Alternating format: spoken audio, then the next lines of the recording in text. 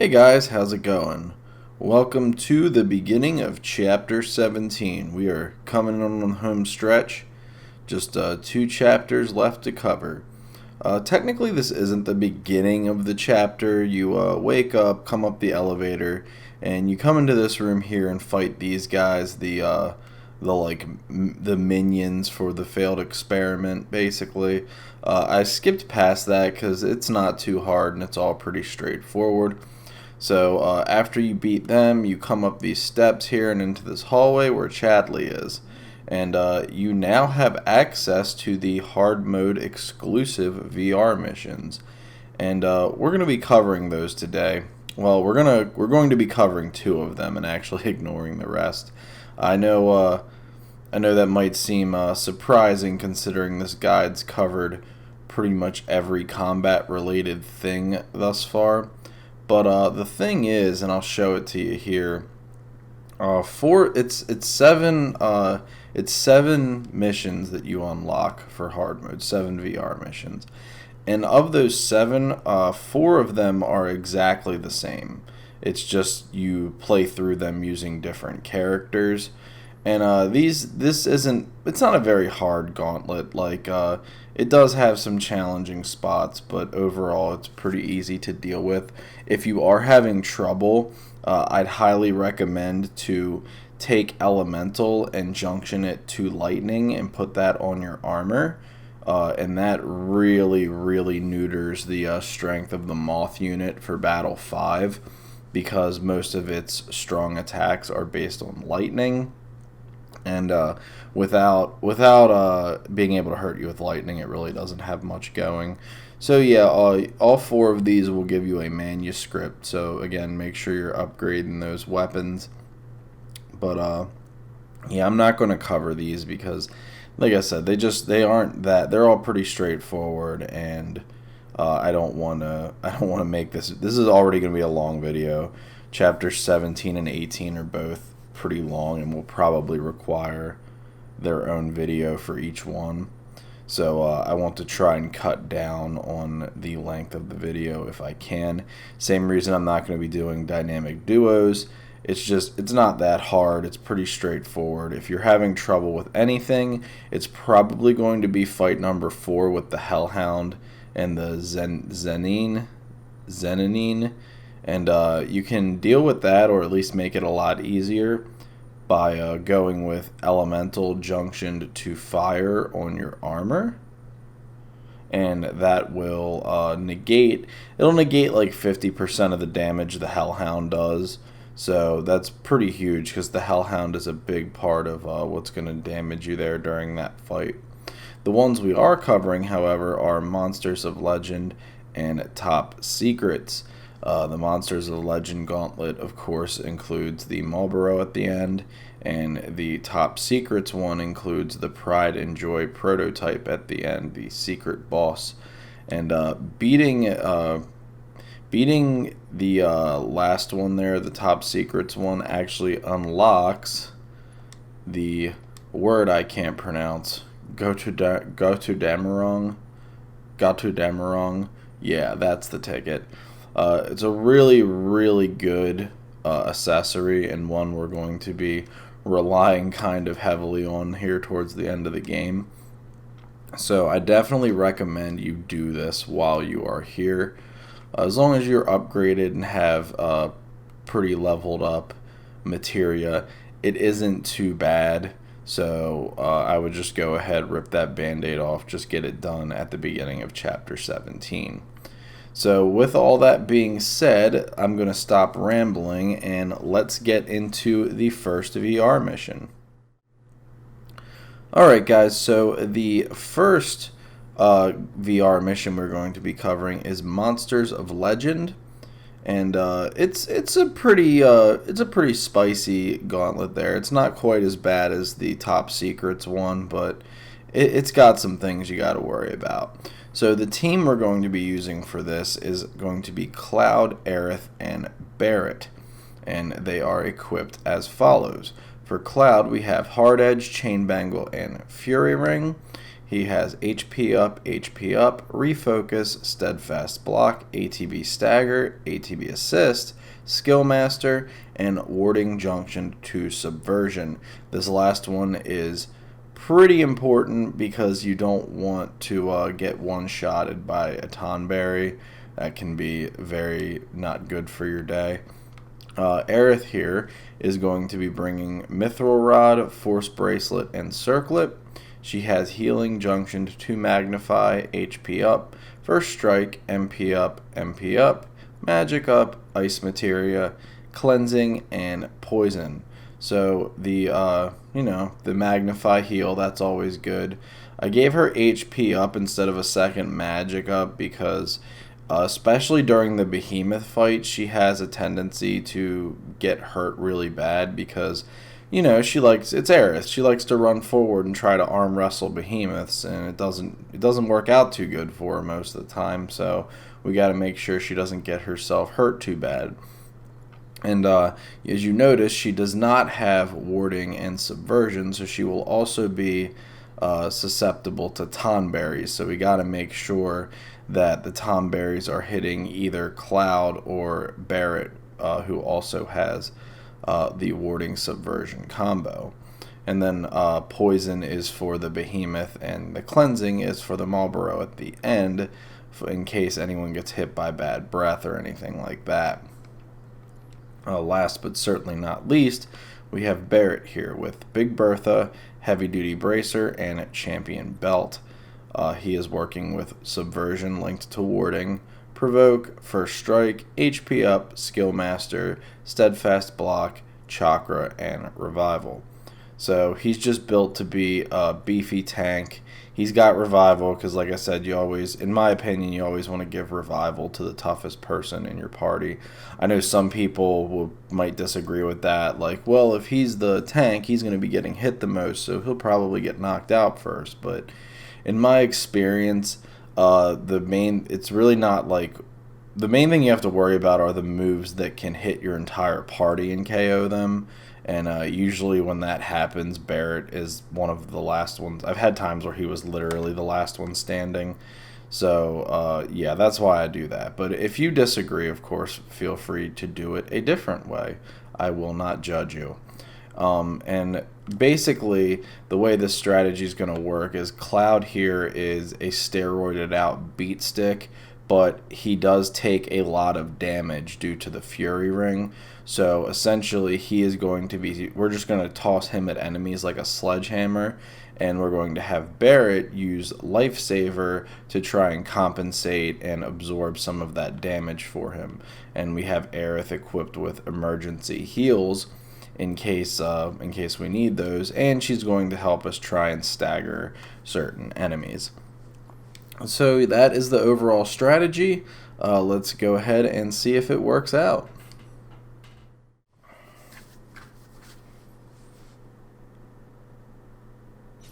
Okay, so round one, it's just a bomb. So just run forward and smack it. As you can see, you will pressure it fairly quickly. Let's go ahead and have Barrett focus shot. And it is staggered. With it being staggered, we can go ahead and just toss a Blizzaga at it from Aerith. And that should be the end of the story. Yep, and that's the bomb.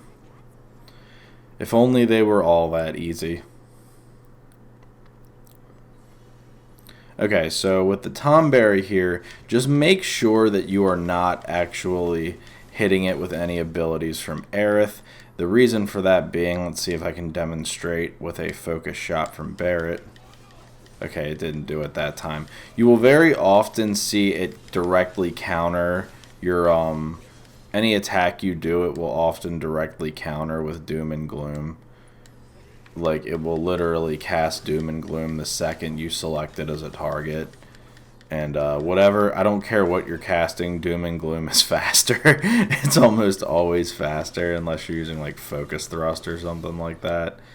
And yeah, if Aerith gets hit by it, she will die because she doesn't have the instant death resistance. So just keep wailing it on it with Cloud and Barrett, and then you will eventually Cloud does a devastating amount of damage with this build, so as long as we can keep him alive and in the game, we're good against most things. But having Aerith is definitely helpful, don't get me wrong. As you'll see, she becomes very important here in the Behemoth fight for healing, because we're going to get hit here. So run over to the right, and Barret is going to Lifesaver Cloud and just get into Punisher and start wailing on its lower body. Again, as you can see, Cloud just does so much damage. Let's go ahead and focus thrust.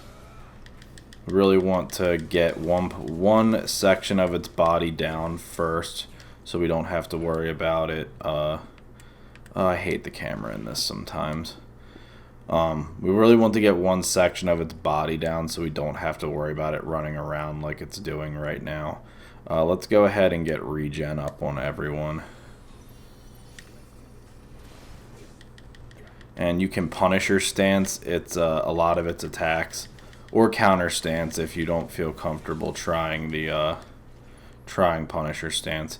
Okay, so we're actually going to counter stance. Oh no! Of course.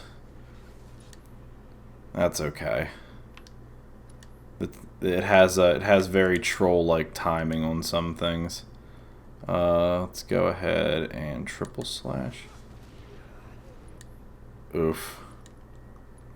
Have Barret chakra. We have to keep Barret alive here.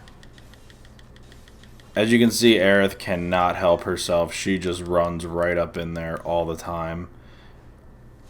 You can switch to her alternatively. But, okay, so now that it is down, run over with Aerith. Ray of Judgment the Horn. Let's go over to Barret, overcharge at the Horn, and then very quickly have Cloud Infinity's End on the Horn. And the Horn is gone, which means we can now actually hit it with magic and not have to worry about counter flare, or worry about it being totally immune in the front of its body to attacks again, and just burn through. Just look at all that damage Cloud is doing.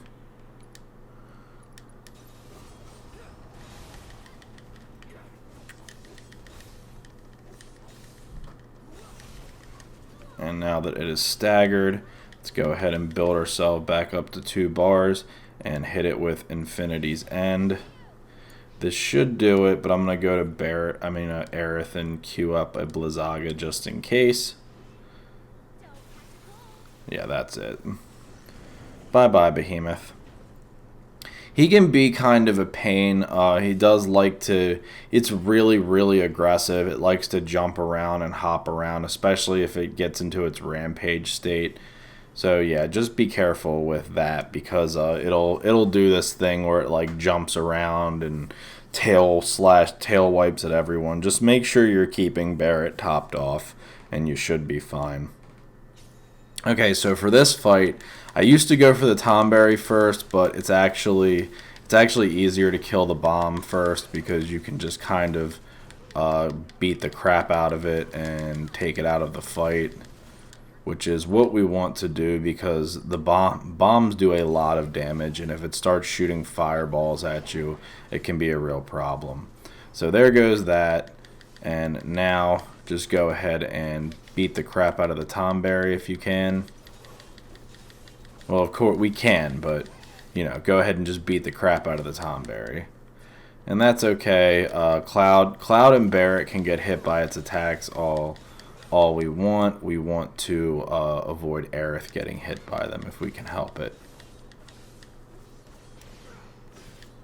Okay, let's have Barret focus shot. He might, yeah, there it is. That's what I was talking about earlier. See how as soon as Barret targeted him, he did Doom and Gloom, and how it casts in like you blink and it casts. There's it's so fast.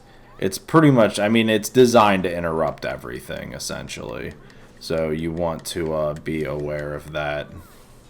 Because again, if if Aerith does that and gets knocked out, then we have to waste MP getting her back up, and it's just unnecessary. Almost got hit. It has an attack called a old bone grudge or something like that, where it stops your whole party, and it actually almost did that, but it's okay. So with the Malboro, start off, as soon as it starts off, run behind it,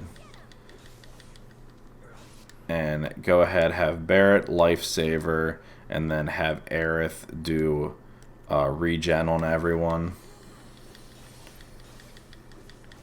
So Malboro here isn't too bad, but it does have Bad Breath is the one you're going to hear about, but honestly I feel like its acid attack is a little bit worse, because it poisons you and it just does so much damage. Like, you'll probably see me start getting hit by it in the second phase, but my god does this thing do a lot of damage. So let's go ahead and have Barret focus shot, go back to Aerith, build up that second bar, back to Cloud. Let's get Infinity's End off on it. Bang, that should get its attention, it did. Back to Aerith. Okay, it's about to cast Bad Breath, but that's okay. Go ahead and Blizzaga it. Get to Cloud. Bad Breath is actually very easy to dodge if you just get behind. Stay near it, and then when it starts casting, just run behind it. In general, that's kind of a good rule of thumb for dealing with this thing, is just stay behind it. And once again, when you have 2 bars, Infinity's End. And go ahead to Barret, focus shot, back to Aerith. Okay, yeah, here's its acid. And you're going to see with Cloud there, it just does an absolutely devastating amount of damage. Once you have a bar filled back up with Aerith, go ahead and Blizzaga. Let's overcharge. Nice, we interrupted it. Yeah, so when it goes to Bad Breath, you can actually interrupt it as long as you're as long as you hit it like while it's in that charge phase. If you hit it when it's already in the middle of casting, it's not going to do anything. So let's finish it off with an Infinity's End. Nice. And that is Monsters of Legend, ladies and gentlemen. Just you know, it's fun just beating the crap out of stuff with Cloud, so I particularly enjoy using this build for it. And we got a new record, nice. So yeah, that is Monsters of Legend, and next we will be doing Top Secrets, which will feature Bahamut teamed up with Ifrit, which is just an absolute amazing experience, and then Pride and Joy, the secret boss fight for the game. So looking forward to that. We will see you guys there. Hey guys, so here we are. I was playing for the better part of the afternoon, just running through, seeing how many times I could successfully complete the mission, and I probably got it done about 7 or 8 times successfully, and I was really trying to get it down nice and clean, with not many people getting knocked out, if anyone, and all that good stuff, getting all the bosses staggered and all that before they were really able to do too much damage. But unfortunately, I just found out this is one of those instances of beating it and making it look easy are 2 entirely different things. And unfortunately, I was just not able to do this in a way that I was able to really find anything I was happy with.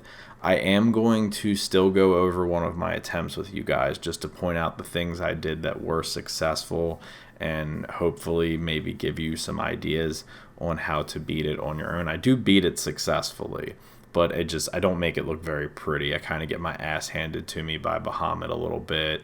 I end up having to be very reliant on my limit breaks to bail me out at the end against Bahamut and Pride and Joy.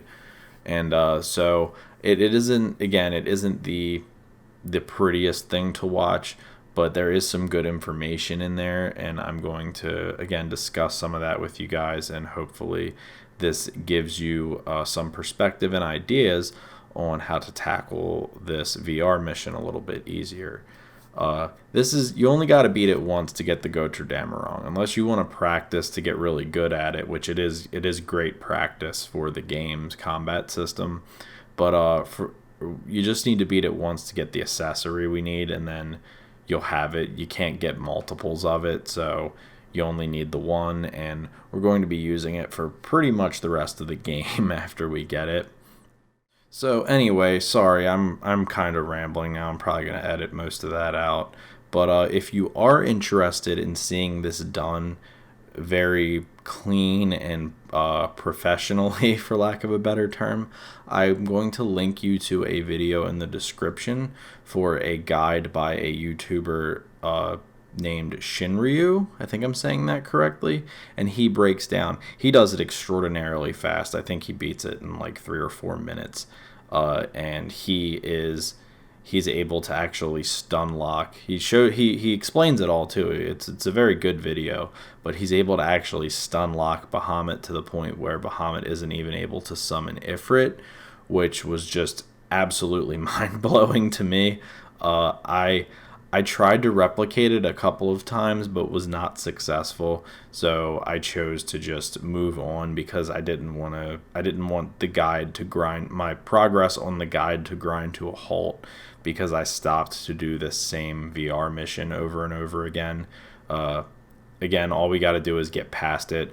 Whether you want to get past it super fancy, no damage, or whether or not you just want to get past it, even if it means spamming limits and just holding on and surviving like I do. Either way works. My clear time is just over 12 minutes, much less impressive, but it's not bad. It's a solid 12 minutes. I'm proud of it.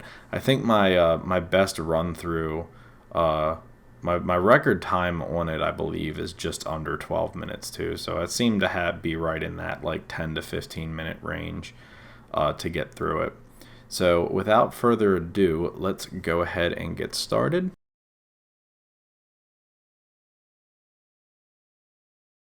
Okay, so Shiva here, as soon as the fight starts, what you're going to want to do is hit her with a Phyra, and it will stun her. I believe I do this with Aerith. Yep, I do.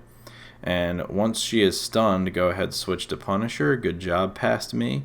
And just hit her with a combo, just one combo, and then go to someone with stop. I'm going to put my materia in the description too, but you want to hit stop and lock her into that pressured state, and then just start wailing on her, because you really only get one good chance to stagger her before she does Diamond Dust. And I wasn't able to stop her from casting Diamond Dust often, but this is one of the attempts where I was able to. So when she gets staggered, just unload on her. Go to Aerith, have her do Arcane Ward, double cast Fire.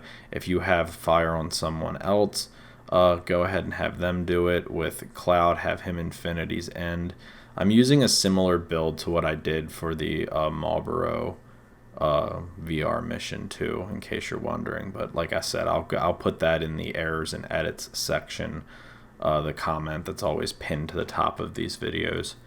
So for Fat Chocobo, just run around, avoid that, roll away from him. I said away from him, past me, Jesus. Yeah, that roll is annoying. And you want to hit it with Blizzaga. And apparently, I don't know, I guess if you hit it with multiple spells like that, it staggers it a lot quicker. Because, yeah, its bar just rocketed up there. And then, again, when it's staggered, you guys know what to do with a staggered boss. Just unload on it with all your strongest spells. Pulverize it with Cloud. Do all that good stuff. Overcharge with Barret into it. I've seen people use Tifa for this fight, and She's extraordinarily effective, don't get me wrong. The only reason I didn't bring her was because of Leviathan. She doesn't do too hot against, at least when I play as her. I've seen people use her against Leviathan and do well, but yeah, I'm more comfortable having Barrett and another ranged person. So it looks like here, yeah, it's still staggered. Fat Chocobo stays staggered for so long. It's great. So as you can see, I'm able to get rid of most of its bar, but not all. You can kill it there if you're able to do enough damage. I just sadly wasn't. I think having a second Fury Ring on somebody might have helped. The guide that I'm gonna link you to by that YouTuber Shinryu, he actually uses 3 Fury Rings on all 3 of his party members. It's pretty ballsy. I'd be scared to use a setup like that personally, because it's just, and when I tried it, like I said, I tried it twice, and it was that was the issue I kept running into. It was so, you're literally a glass cannon. Like, you're as glass cannon gets. Like, I would just annihilate the first 3 bosses, and then as soon as I got to Leviathan, I'd make a mistake, and then that would be it. He would essentially just umbral aura and just umbral fuck my whole party until they were dead. I'm like I said, I might try practicing it a little bit more, maybe next weekend, to see if I can get it down to a science. And if any of you guys watching this have tips and want to weigh in, I know some people watch things like this not necessarily for the tactical info, but just out of curiosity. Okay, what I just did there was actually kind of important. I'm sorry I was babbling over it. Always keep an eye out for Tonberries, because Tonberries will just appear, and it's very hard to notice them with all the things going on during this battle. You have Fat Chocobo rolling all over the place, all the effects from your characters, powers unloading into them. It's just like a huge smoke screen, and a Tonberry, it's very easy for a Tonberry to sneak in there and just prison shank you without you realizing it. Fortunately, they don't have as much health as normal Tonberries. It usually just requires actually going out of your way to hit them, and then they're gone. Triple Slash is a great way to deal with them. Just, yeah, it's Fat Chocobo. It's not too bad. Just use high-level magic to stagger it. Keep the Tonberries clear. You're good. Now, this fight is where things get a little more hairy. At least, for me, I find Leviathan to be a very annoying boss.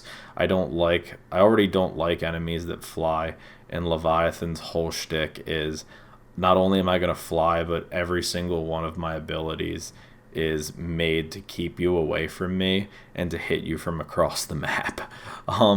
It makes sense. I mean, he doesn't have that much health. When you do stagger it, it dies fairly quickly. So, I mean, hey, if I was in his scales, I guess that would be, 'cause he doesn't have shoes. Yeah, if I were in your scales, Leviathan, I would do the same thing. So, I'm not mad at you.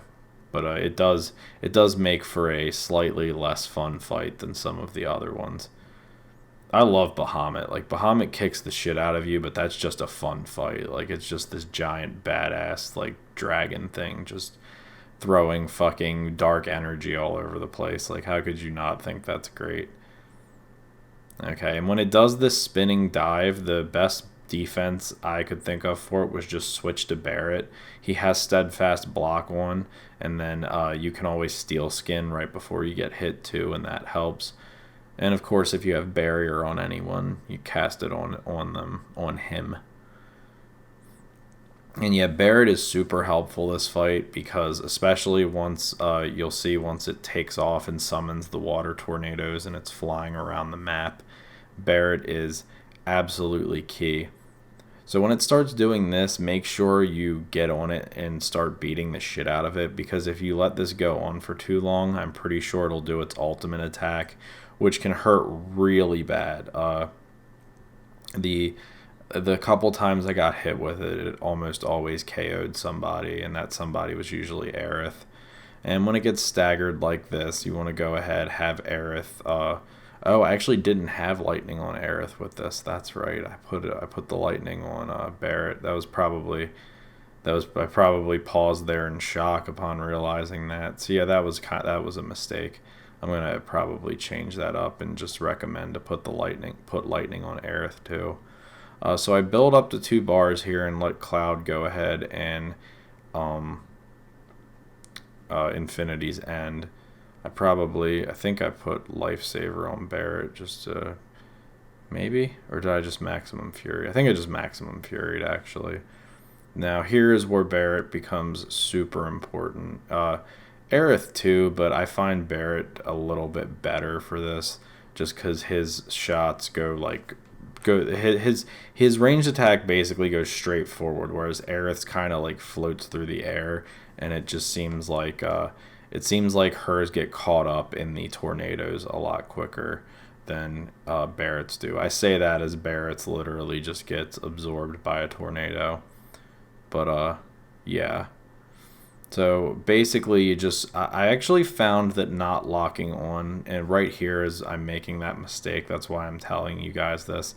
I find it better to not lock on, since it's just one target. The soft lock kind of does enough.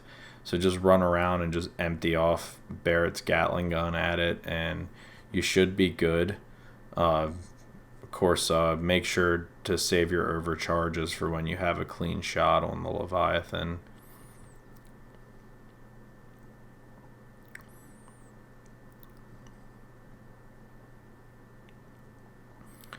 And yeah, unfortunately, sometimes it will target your teammates with that spinning dive, but you just want to make sure everyone stays topped off on health as much as possible. At this stage, Leviathan will likely die once you get it staggered again, and it's, as you can see, its pressure bar fills up, or stagger bar I should say, fills up a lot faster when it's in the air than it does when it's on the ground. In general, it just fills up pretty quick though. Leviathan isn't extremely hard to stagger, it just doesn't stay staggered for very long at all. I mean, especially you're going from Fat Chocobo to this. I mean, see, his bar is pretty much a quarter of the way gone before it even lands. And yeah, I'm just unloading with Cloud here, and then I go into an Infinity's End, which will kill him. The extra luck, I remember on this one I actually added a luck up to Cloud. That was a difference between... Okay, this fight. So immediately, anything Bahamut does punching wise, you can parry. So go into Punisher. Now that is something you want to try and avoid. Really, the best thing is to just keep switching, but you can counterstance a lot of Bahamut's attacks. So bear that in mind. You can also counterstance that spin he does right there. I don't think I do it during this, but it is possible. And whenever he picks someone up, just start throwing high-level magic at him. And you see it'll stun him there for a little bit. It's not like a stagger or anything like that, but it's enough to get him to drop someone if he picks them up. Now, a thing I didn't realize until I had watched that guy Shinryu's video is when Bahamut is like this, you can pressure him, but it doesn't last as long as if you pressure him outside of the countdown. So when he's counting down, you can run up and hit him and put pressure on him, but he'll only stay pressured for a small amount of time. Whereas if you pressure him outside of the countdown, like at any point where he's just flying around kicking the shit out of you, you'll actually keep him pressured for longer, which is good because you can stagger him that way earlier. And the earlier you can stagger him, the better, because like I said, it is possible to kill him before he summons Ifrit. It's just not a very easy thing to pull off. So essentially here, you really just want to keep switching between party members. Like, you go to Cloud, throw a couple swings. It doesn't matter if they hit or not, because you're probably going to get Bahamut's attention, and then as soon as Bahamut turns towards you to attack, switch to someone else. You don't really want to stick on one person for too long, because if you remember the ghost fight, how the ghost just did devastating amounts of damage when he singled in on somebody, Bahamut makes that ghost, the phantom or ghoul, I'm sorry. If you remember the ghoul fight, Bahamut makes the ghoul look like a fucking 6th grader. Like, ghoul is just absolutely... And ghoul's nasty. I even said during that part of the playthrough, ghoul is one of the hardest hitting enemies in the game, and he is. But Bahamut is the hardest hitting enemy in the game. I don't think any enemy, even Sephiroth. I mean, Sephiroth might be the only one that's close to his level, but I don't know. Bahamut hits really, really fucking hard. So you want to be prepared for that. And again, another approach you could take to this is just give Cloud a Twin Stinger and some healing spells, and have him and Aerith basically just brute force heal you guys through it. Now, fortunately, when Ifrit came up, I was able to summon Shiva. And again, I highly recommend you have Shiva with you, because she makes this section with Ifrit just so much easier. I mean, she can kill Ifrit in basically like a minute if you concentrate on him. And unfortunately, Bahamut just does not give you much room to breathe. But with Ifrit, also keep in mind, you can parry a lot of what he does. So get him Punisher, like you'll see me do here, and block or use Counter Stance. And Counter Stance is very effective. Look how much damage I'm doing to him just off of the Counter Stances. And continue to just pulverize him while using Shiva's ice attacks. You want him gone as soon as possible. The longer he sticks around to help Bahamut, the more likely you're going to get killed. Alternatively, if you're really worried about this part, you can take Elemental and Fire and junction it to somebody's armor, so he'll actually heal them. And it's not a terrible idea, because as you'll see with Pride and Joy, he actually has some fire attacks too, so it will protect you against them. And now, yes, Ifrit is gone. So here comes Bahamut. Again, as you can see, I'm just switching. Just keep switching. Anytime you get a chance to throw some high-level magic, go for it, because it fills his stagger bar up. And I think what you're going to see here in a little bit, sadly, is Barrett does get knocked out, and I'm not able to actually resurrect him for this fight. Yeah, right here. So when I first beat this, the very first time, I survived one of these, and ever since then, I just haven't. In order to survive this, what you need to do is you basically need to have Barrier up, you need to have Steel Skin up, and you need to have... it still hurts to watch. But yeah, you need to have Barrier, Steel Skin, and Regen all stacked on Barrett at once. And you can survive it. Like I said, the first time I beat this I was using a more defensive style build for everyone, and yeah, he ate it. I mean, I can't say he ate it. It took like half of his life, but he went from, it's better than all of your life. And if you don't have a barrier or mana wall is the most important thing. If you don't have that equipped on him, it's game over. Like, he's just gonna get aced. And again, I start getting wrecked here. As you see, Ascension is about to save my ass, like, hardcore, because Bahamut was about to Umbral Frenzy, which pretty much means he just starts doing fucking Floyd Mayweather combos to every single one of my party members. And then Ascension was just like, nah, dog. That was ugly, but it was epic. And again, with this fight, Ascension is also going to save my ass. So what you want to try and do is get behind him. I unfortunately get hit here trying to do it by the beam cannon. But you want to run... Basically, you want to get behind this boss and hit its legs. It's very similar to Malboro in that regard, in that hitting it from the rear is by far and away the best method of dealing with it. And then have the people that aren't Cloud smacking it with Thundagas. You want to pretty much unload Thundagas on it. And I do run out of MP. I wish I had. I probably should have had a second MP on Aerith, but I elected to go with the HP up on her so she wouldn't die so easily. But yeah, just keep hitting him. Eventually you'll knock him down, and then once you knock it down, you actually get the option to start targeting its legs. And I find targeting the legs to be best. Don't bother targeting the arms unless it does the attack where it picks someone up to crush them. You're going to see that in a little bit because I get hit with it, don't worry. And yeah, it'll pick up one of your party members and then slam them to the ground. And spoiler alert, it does that, and here it comes.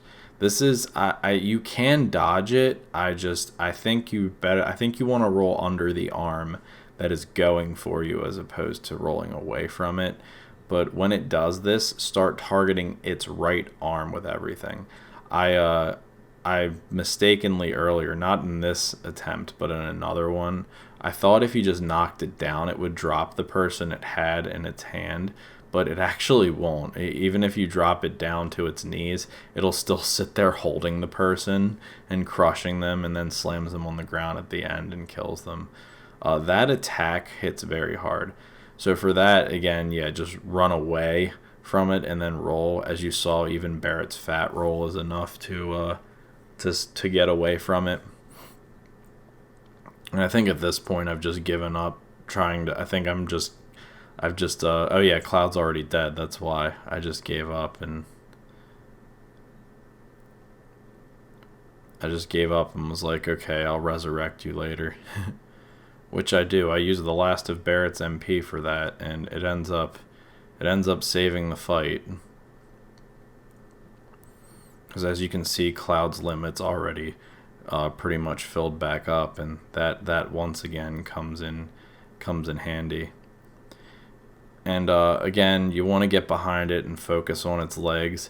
This is the attack I was talking about. If you do decide to go with bringing Fire junctioned to Elemental, you'll be able to run into those and heal, which is nice. I did that on my initial attempt when I got the trophy, and that it sounds I did good that first time, but it also took me like I think a half hour almost to actually beat the VR mission. So that's one of the downsides of it. When you play that defensively, you're going to just get hit by pretty much everything. Like you're not gonna really be able to, like Bahamut's Mega Flare. As you saw there, I was able to avoid Mega Flare because I killed him before he casted it. You're not going to be able to do that when you're playing defensively. If everyone's just healing one another and relying on barrier and stuff like that, you're not gonna take it out before it Mega Flares you, which means you're probably going to lose somebody. And as you saw, Ascension just saved my ass once again. I staggered it, and then I use Infinity's End on it while it is staggered. And I do think we're able to take it out here after that. I think, if I remember right, I just watched the video, but I've already forgotten it.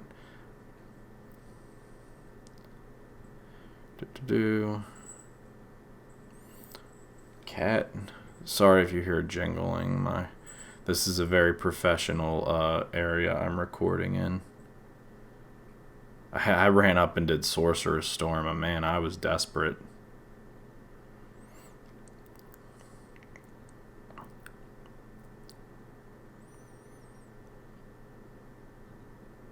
Yeah, and she's just doing everything she can. Just focus on its legs, like I said, and it's pretty easy to knock down. And then, yeah, I get to go to town on it with Punisher combos here until it's dead.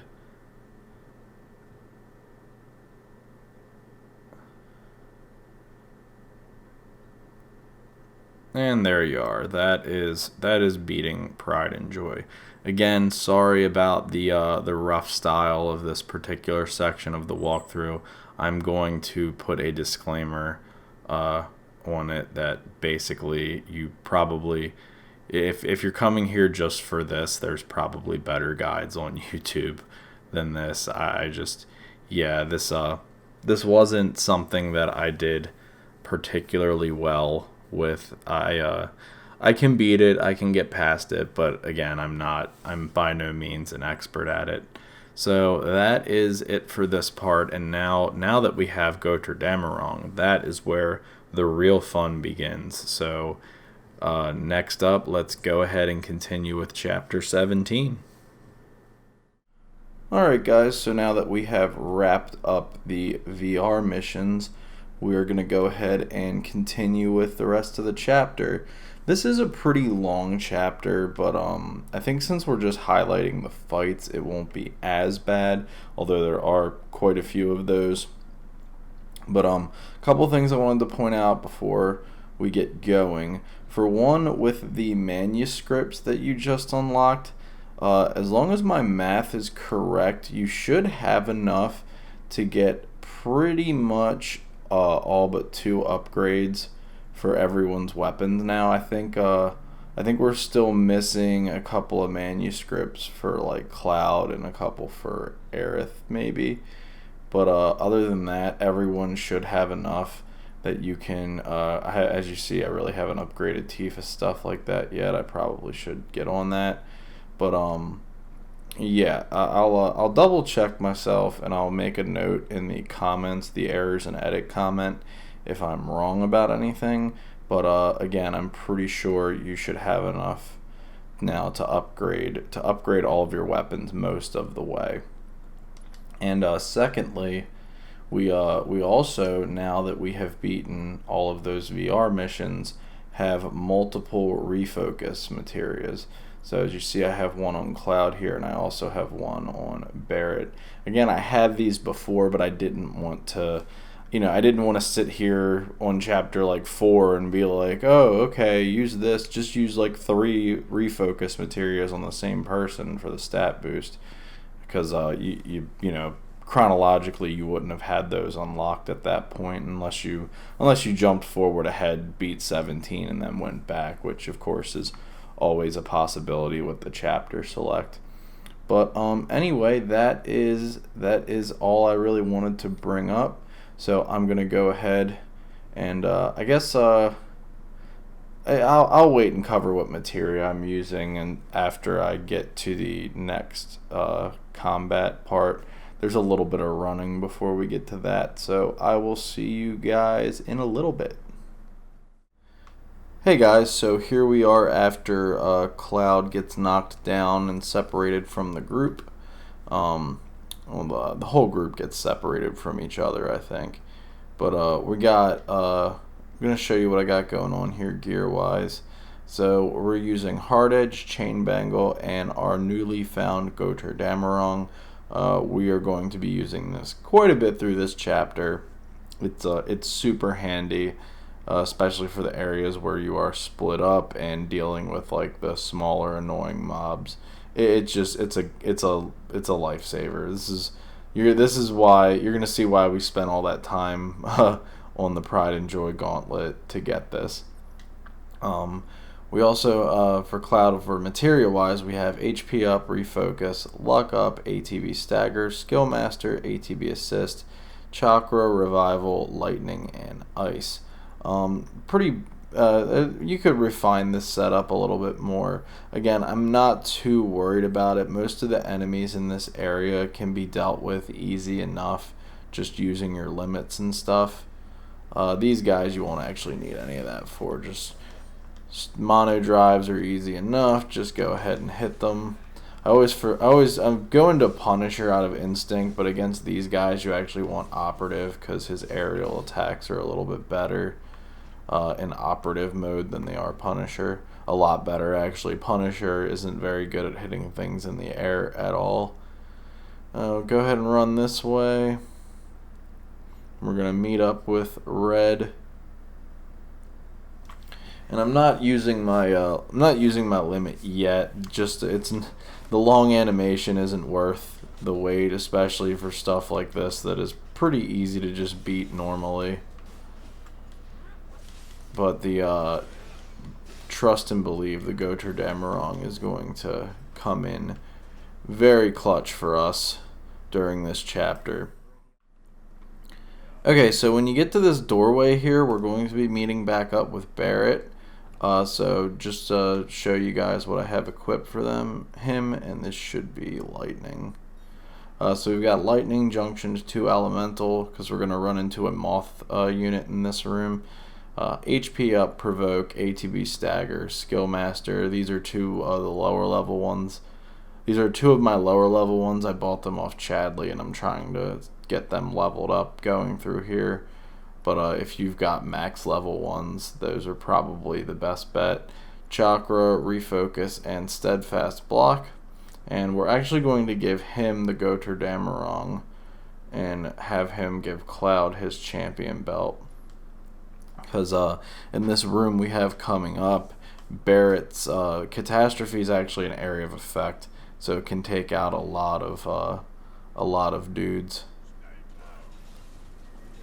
So again, we're just gonna switch to Barrett and have him do catastrophe on one of the Mark II moon drives, and it should hit pretty much everyone in that radius. Good old catastrophe. Okay, so whenever you see a shield go up around them, just smack them with a small spell like thunder or something like that. And when they get pressured, go into Punisher. There we go. Simple enough. So here comes these guys, and Barrett actually won't be doing much damage to them because of his thunder element, but it's okay. Not the end of the world. You can beat these guys pretty easily by brute force. And go ahead, when this guy pops up, switch to Barrett. You want to just concentrate fire on this clown. Go ahead, Cloud. I guess let's hit him with a Thundara.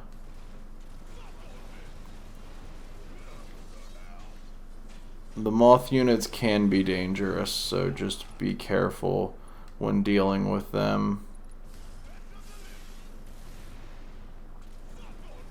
As you can see, Barrett's a little on the hurt side here. I'm going to try and heal up. Alright, switch to Cloud.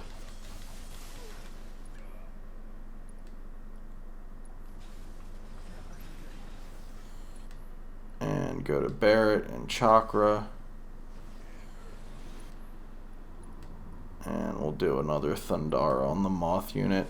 The Moth unit can be a little on the annoying side. If you want to deal with him even easier, what you can do is go ahead and put elemental lightning on your armor, and you'll pretty much just absorb his attacks. Cloud can focus thrust, and we'll have Barrett Chakra. And let's just go ahead with Götterdämmerung recharge. Let's just go ahead and hit him with catastrophe and get this over with. A lot of the enemies in this area can be a little on the dangerous side, so don't be shy about using your limit on them, because again, as per usual with hard mode, the longer you drag out a fight, the more likely something dumb happens, and the enemies in this area can do a lot of damage to you, even some of the more I guess mild-mannered ones. You just don't want to leave them alive for too long. But moth units are scary. They're a pretty strong enemy. So I'm gonna go ahead and run up here, and we're gonna run back. We're gonna meet up with Tifa and Aerith, and then switch over to them. So I think we switched to them, we switched back to Cloud and Barrett, and then we switched back to Aerith and Tifa, and then that's when our next combat is, after we switch to Aerith and Tifa. So I'm going to go ahead and fast forward to that. and I'll see you guys there. Hey guys, so here we are. This is after you switch to Tifa and Aerith, and then they open up this pathway for Cloud and Barret, so you switch back. I did do a gear change on Cloud, which is what I wanted to stop and point out to you real quick. We also have a fight coming up. So I gave him Mithril Saber, Chain Bangle, and Circlet. We went back to the crowd nuking setup. Double Magic Up, Skill Master, ATB Stagger, Chakra, and then MP Absorb Junction to 2 Lightning, as well as Magnify Junction to 2 Lightning. I tried to be fancy and have Beat Stick Cloud running around, but the enemies in this area are kind of a pain, and it's not worth it. Barret's still set up the same with Goter Damarong and all that. We're actually going to be using that limit here. So this thing pops up, the Blast Ray, and of course, as soon as it pops up, just have Barret hit it with Catastrophe.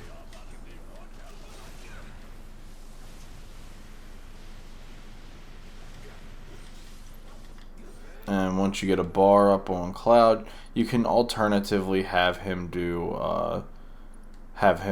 First Strike, but I don't find it necessary since you have Barret with Goter Damarong. And switch to Barret and overcharge, and then do a focused shot, and then just start unloading. And with it being staggered now, we can go ahead and do a maximum fury on it.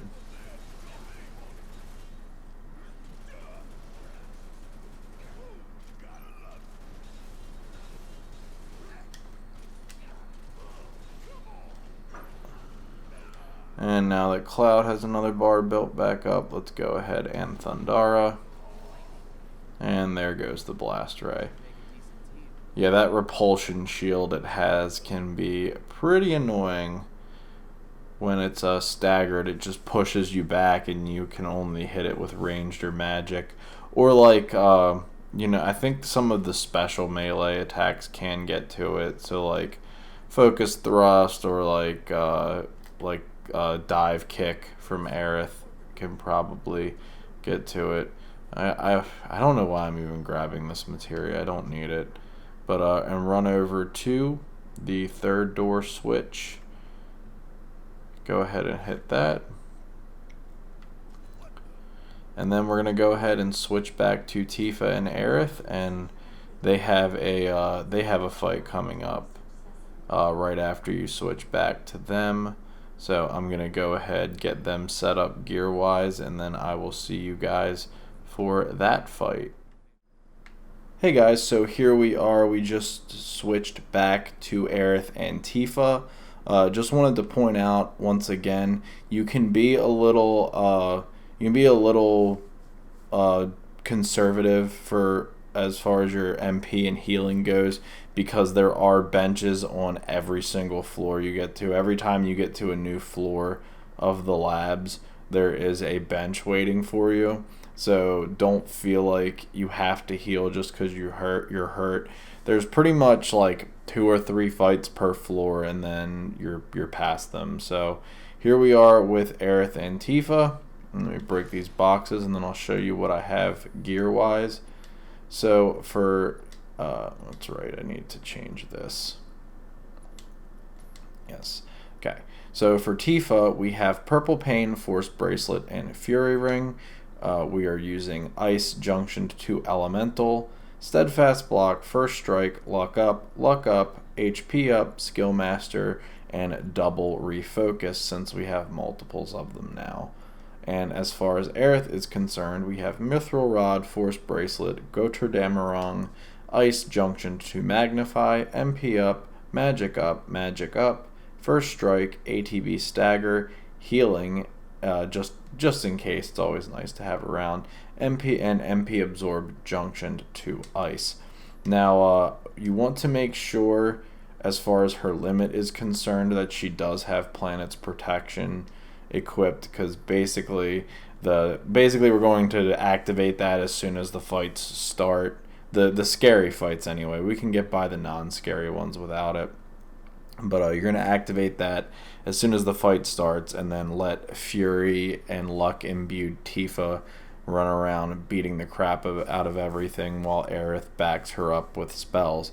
Now, I know for some people the idea of using Gotterdammerung nonstop and just limit spamming is going to feel a little bit dirty. I get it, but I don't. These mobs around here are pretty tough, and yes, you can beat them, quote unquote, the natural way, but I find it much easier to just, pop Planet's Protection as soon as the fight starts, and then basically just give them the business. If you don't like that, I understand. Like, I'm not, no hard feelings, but the whole point of this guide is to try and get past each enemy mob that we can in as easy a way as possible, and using your limit is certainly the easier way as opposed to not using it. And honestly, I kind of look at it like Knights of the Round was in the original game. Like, it's kind of a cheese move, but you know what? You do go through a lot to get it. Like, to get Gotterdammerung, you have to beat what is probably the hardest gauntlet in the game, as we saw earlier in the chapter. So, the way I see it is, if you went through that and you got it, use it as much as you want. This is a single-player game. It's not hurting anyone else if you don't do things the exact pro way. So with these guys, though, we don't actually need it. Just go ahead and drop a Blizzara on them from Aerith, and that should be enough to take them out. Yep, there they go. Not too bad. So in here, actually there's nothing in here, sorry.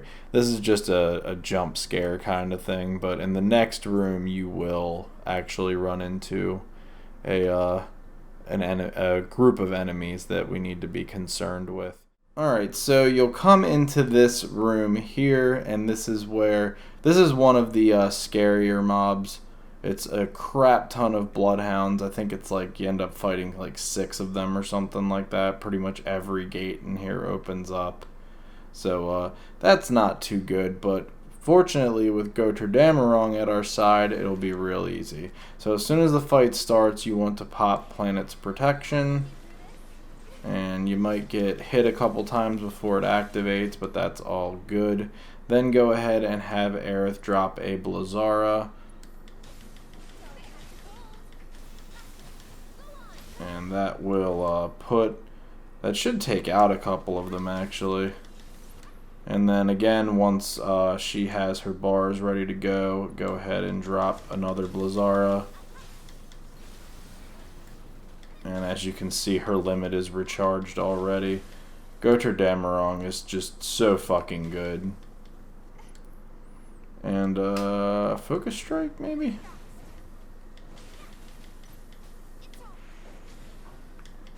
Strike there. And without having to worry about the physical attacks of these things, it's just such a godsend because they will stun lock you with their stupid head tails and all of that shit. So yeah, as you can see, not too bad at all with Planet's Protection. We're going to go ahead, go through here. And we're going to run into a Zanine, the one of the other dog type enemies. Lots of dogs in this area, and not good ones like Red. Yeah, this one. And once again, there's no weakness on this thing, but you can stagger it with ice pretty easily. And then, of course, if you want to be on the safe side, as we do, you Planet's Protection. As soon as things get going, go ahead, build up some bars with Tifa, and then double Unbridled. Get that rise and fall action going. Oh no, I am so bad at this game. Alright, that's fine. Sometimes you miss rise and fall because you're an idiot. The dogs are a little springy, like they're not the easiest enemies to hit, but there was no excuse for me to miss that, honestly. It was pretty pathetic. And there we are. And then you go in here, you're going to open up the door. Come on. There we are. You're going to open up the door, and you're going to get into a room where you climb across. You try to climb across the pipe, walk across the pipe, I should say, and then you fall and end up having to fight 2 of those. Which, again, as long as you got that good old planet's protection going, it isn't too bad. Yep, so you come up here. And that's kind of the balancing thing here. So, like, yes, Aerith and Tifa do run into, I guess, the tougher mobs. But Aerith and Tifa also have Planet's Protection activating as soon as the fights begin, unlike Cloud and Barret. Now, granted, having Barret just being able to kind of nuke the room as soon as the fight starts is nice. I'm going to go ahead and skip through this cutscene. They just fall and you have to fight two of them. So we're going to go ahead, Planet's Protection. Block the hedgehog roll thing it's got going on there. And let's go ahead and have, no, not Tifa, sorry. Let's have Aerith do a Blizzara. Again, they aren't weak to Blizzard, but it will put them in a pressured state. And then you can double Unbridled. I did get poison, which sucks, but it's okay. I actually hit the rise and fall that time. If you're worried about the poison, you can always chakra, but I actually don't have chakra on her right now. I figured healing wouldn't be a thing, I guess. Go ahead, go to Aerith. Let's do a Sorcerer's Storm, that should do it. Almost. And now it's gone. Okay, so when you get to this spot, you'll come down the steps and you'll be right here, and you can see there's a few missile turrets coming up. So just go into your materia and swap all of your ices over for lightnings. Even if you gotta borrow the ones from Barret and Cloud, just go ahead and do it. You can give them back to them when we switch back over. And of course, as soon as the fight starts, do Planet's Protection, and then queue up Aerith to hit them all with a Thundara. And go ahead with Tifa, get double Unbridled for Rise and Fall. I guess Dive Kick will work. And as you see, that Thundara just gives them the business. And go ahead, Unbridled, Rise and Fall. And let's just have Aerith toss a Thunder, unmagnified Thunder, so it should be enough to, yeah, take them out. Easy as can be.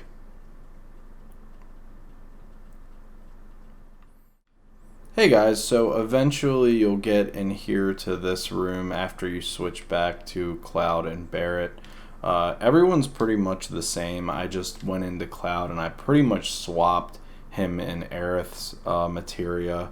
He's still rocking the Mithril Saber, Chain Bangle, and Circlet. Barret still has his setup. Actually, he needs to get Gotra Damarong back. That's a big thing. Make sure you put that back on Barret so he can catastrophe as soon as the fight starts. And I also put ice materia on Cloud because it does it seems to do a little bit better with pressuring enemies. That, like, all the time released stuff, I guess that's like a trade-off for it being time released. It seems when it does hit, it seems to do a better job of pressuring the enemy. So we're gonna run into 2 of those dog things, the Zanines,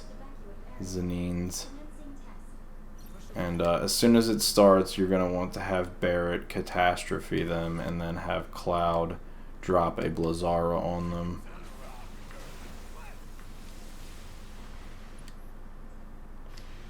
And hurry up. Okay, we're good. Yeah, that should, Catastrophe plus Blizzara should clear them out fairly easily. Alright, so after the first room of Hojo talking shit, you're going to go in here. You'll see the Moth unit up against the wall there. So just go into Cloud and swap his ice materia out for lightning.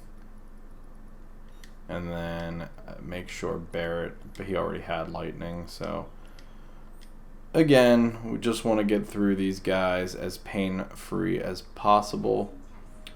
So as soon as the fight starts, make sure you go to Barret and hit that good old catastrophe on it. And then we're going to have Cloud go ahead and Thundara. That should take out all of the shock rays and then do a good bit of damage to the Moth unit. And go ahead and hit it with Thundara again, just to be on the safe side. Switch to Barret, overcharge, and this thing's pretty much gone. You go ahead, focus shot it.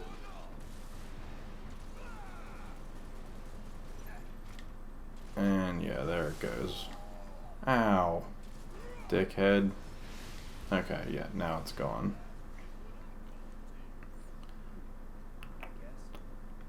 So go through here. I know Hojo comes back to talk more shit. Hojo loves talking shit. That's like his favorite activity.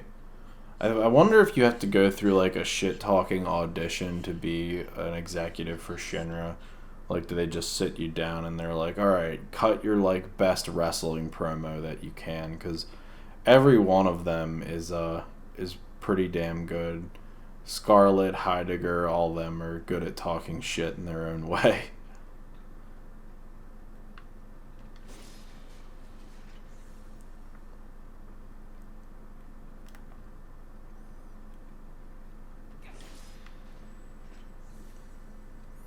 And yep, we're gonna get here, and don't gotta worry about switching anything over, because this thing is also weak against lightning. One of the I'm gonna go ahead and skip this. One of the things you do have to watch out for, though, is you don't want to get too... Oh, I forgot to heal Barret. That could be bad. But go ahead. Let's do Catastrophe. But they will go underground very quick. Let's go ahead and do a Thundaga. I do not want to play games with these things. Ugh.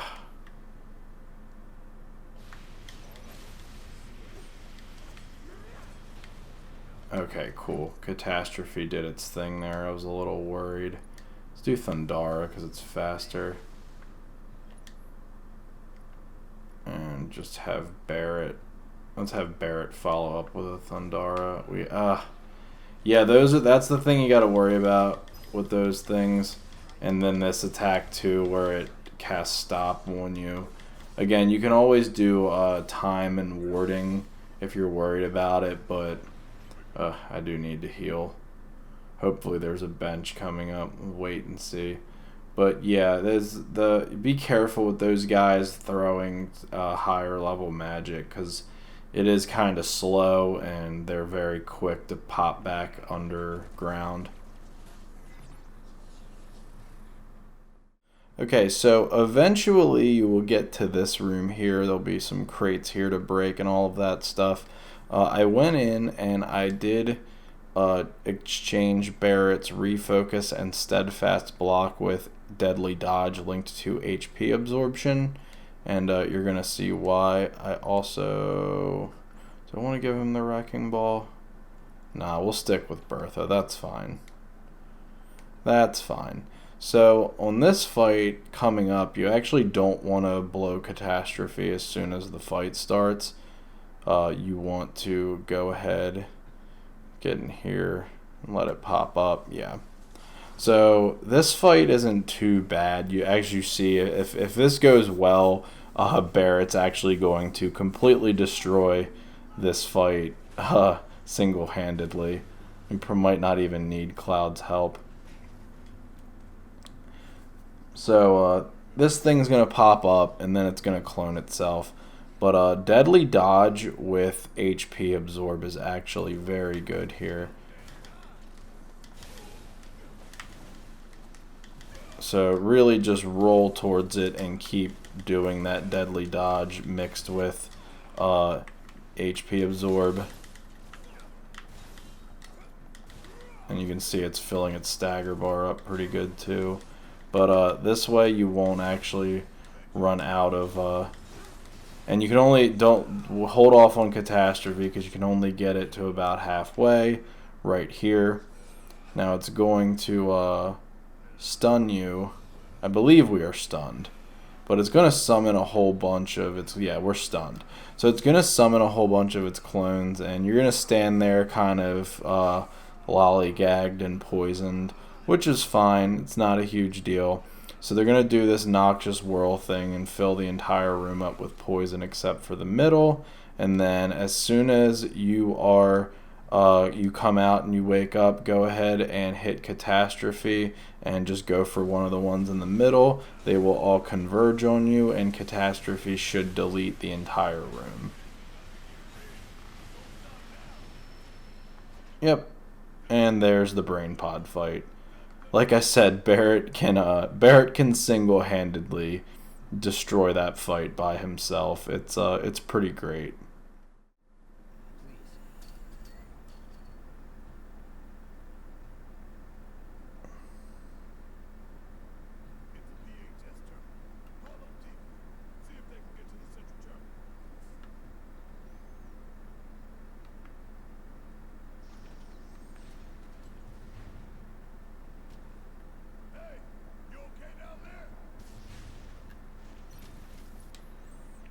Yeah, right. Forgot about that.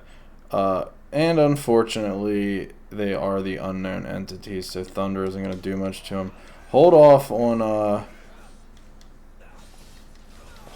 on Catastrophe.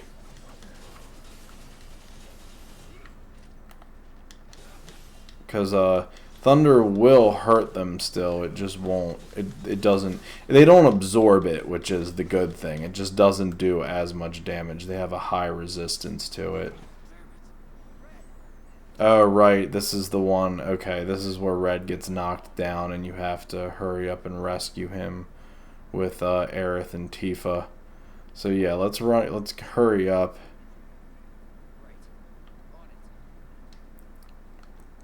Go to the PHS terminal, let them know what the dealio is. And our friend the Sledgehammer Worm is going to pop up now. So let's go ahead, go into where they are. You can keep Tifa the same. Yeah, we didn't take anything from her. And you pretty much just want to swap... Aerith and Cloud's materia. So make sure Aerith has like lightning junction to magnify and lightning junction to MP absorb and all that good stuff. First strike, double magic up. All the goodies to make her able to just absolutely shit anything weak against lightning. Gonna try and level up this ATB stagger so I can have multiple people. And I guess give her skill master too. She isn't really gonna need chakra like that. So in case you were wondering what I just did, sorry, probably oh, Goter Damarong, can't forget that. Almost screwed that up. Make sure you give that back to Aerith. But yeah, she has lightning junction to magnify, first strike, MP up, skill master, magic up, ATB stagger, magic up, MP absorb junction to lightning. And we're gonna run into a Sledgehammer Worm here, and let's just have let's do Planet's Protection first. Part of me wanted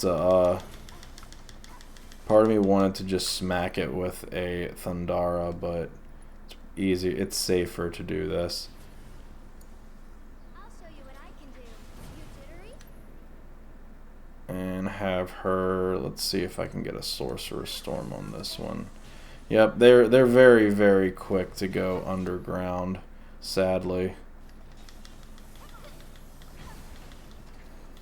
Rock hard. There we go. And that takes care of one. And they also have a poison attack. They do. Oh, that's right. She got frozen. That stop attack they do is not pleasant. I don't think anyone really enjoys stop. Like, I've never heard someone be like, "Yeah, stop. I was fighting an enemy and it froze me in place. It was so fucking cool." Okay, so this mob coming up is a little tricky because Planet's protection isn't quite enough because they can do this attack. They can do this attack called Twister, and it actually does wind damage, and Planet's protection won't help you against that. So unfortunately, that's not the end-all be-all solution here. But what we can do, go ahead down to Aerith, because she's the one we really need to worry about. Given her health situation. Take Barrett's Elemental and Junction Wind to it, so that way if they do hit you with that attack, it will heal you instead of killing you. And again, that is primarily the thing you have to worry about. Planet's protection will get you by on any other thing. I actually found that out the hard way. They kicked my ass once, and I was like, oh, that's right, Twister's a thing. So go ahead, as soon as it starts, of course, Planet Protection, and have Tifa double unbridled.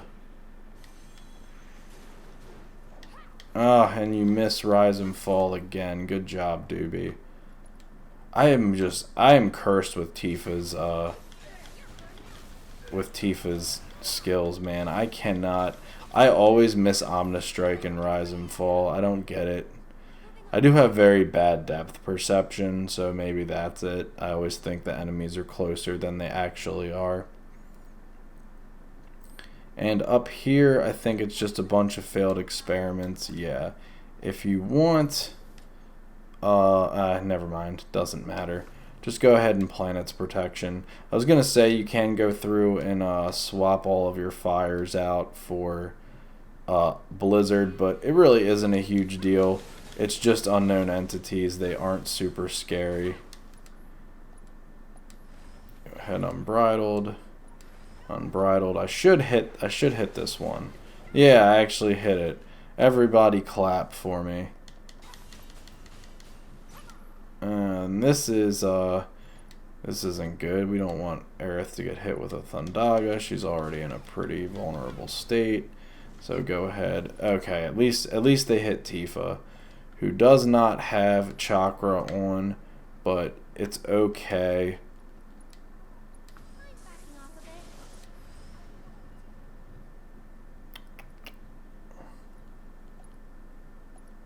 Have Tifa throw a fire at one of them. That'll take care of that one. And then the fire pressured this one. So go ahead and Sorcerer's Storm this one as well. Or completely miss. Let's have Tifa throw another fire at it. And there we go. A little bit hairy of a moment, but we made it through.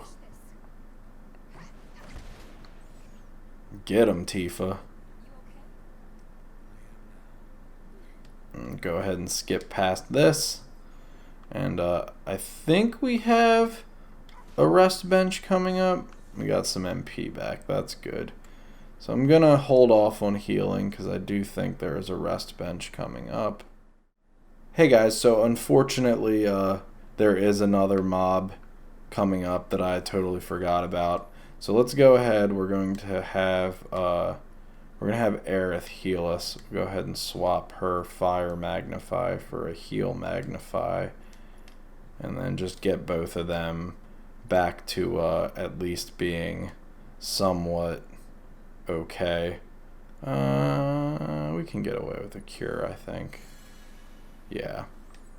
And then go in and swap all of their fires. Really, you don't need to do it for Tifa like that.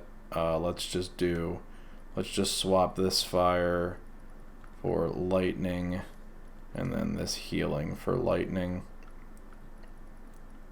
So this way we have lightning magnify and then MP absorb lightning.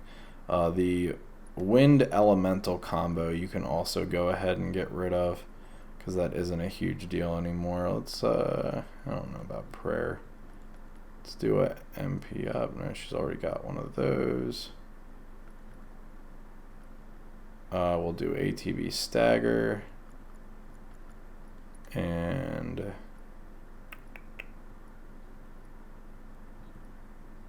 refocus. Yeah, sure.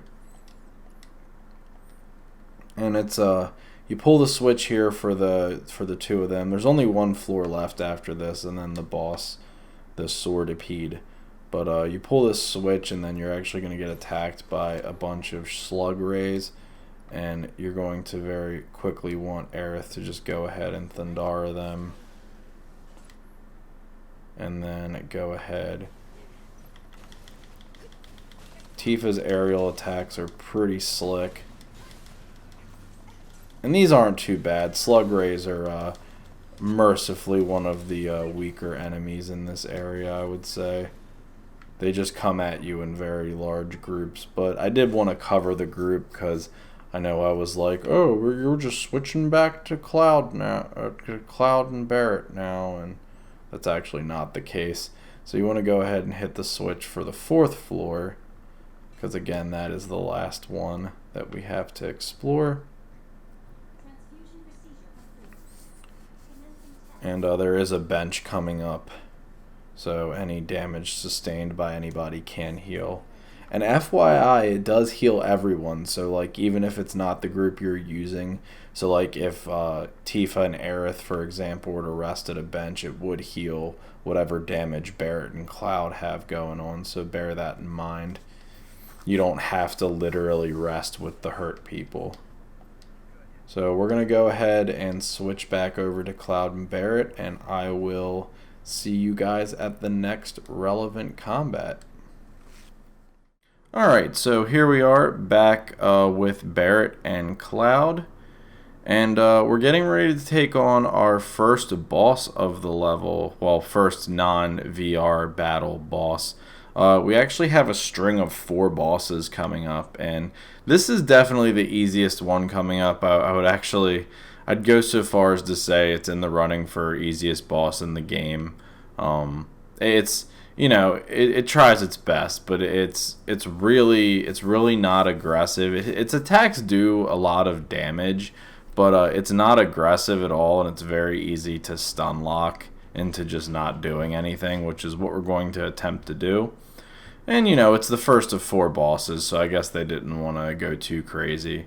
So we've got Cloud set up here with Mithril Saber, Chain Bangle, and Circlet. Again, we basically just swapped the materia that Aerith had back to him. Right now, he has Ice, Junction to Magnify, First Strike, ATB Stagger, MP up, Magic up, MP Absorb, and Ice. We're going to be swapping these ices over to lightning before we get to the boss. I just have it at ice because we have a little mob of the failed experiment things, and I just want to be able to blow them up real fast. And Barret, I forgot to do this. Okay. And Barret has Big Bertha, Supreme Bracer, Goter Damarong, Lightning, Junction to Elemental, HP up, Provoke, ATB Stagger, Skill Master, Chakra, and Chakra, Refocus, and Steadfast Block. Again, Goter Damarong. Basically, you want it on Barret when you're with this group, and you want it on Aerith when you're with the other one. And like I said, I only have Ice equipped to get rid of these guys real fast, because it's just no point in giving them the time of day. And then once you take them out, go back in and just change Cloud's Ice over to Lightning. Okay. And yeah, like I said, the Swordipede here is the first boss in a string of 4. So you have Swordipede, then you fight Jenova, then you fight Rufus, and then lastly you fight the Arsenal. And Yeah, the Swordipede is definitely not anywhere near as threatening as the other three. But you know, again, it's the first boss in a string of four, so they probably didn't want to make it ball-breakingly difficult. And it can hurt you. Like, I mean, I don't want to make it sound like you can completely just not take it seriously at all, but it is one of the easiest bosses in the game. Just don't get caught by its. It has like a spinning attack thing it does in the second phase when it's fighting Aerith and Tifa, and that's really. I think it'll do it in the first phase against Cloud and Barret. It's just not as likely to do it. But that's really its only attack you need to watch out for, because that will do a lot of damage. But we're just gonna hit it with Catastrophe as soon as the fight starts and keep it stun locked. And it's going to go ahead. I'm just going to skip the cutscene because, again, I'm assuming everyone watching this has beaten the game at least once, so you already know what the deal is here. So go in, have Barret Catastrophe, and then have Cloud Thundaga.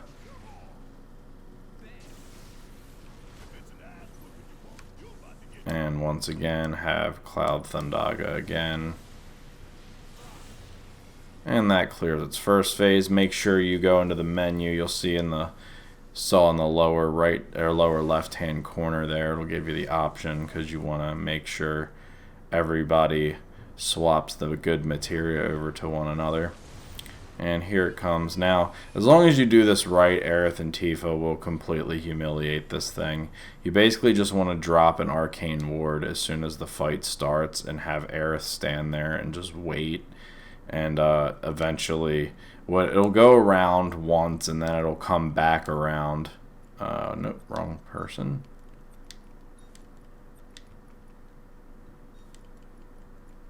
She has enough health. Yeah, but it'll come back around, and you'll have an arcane ward down with bars on both Tifa and Aerith, who will both have lightning, and then you just Thundaga the living shit out of it until it's no more. Simple enough, right? Go ahead.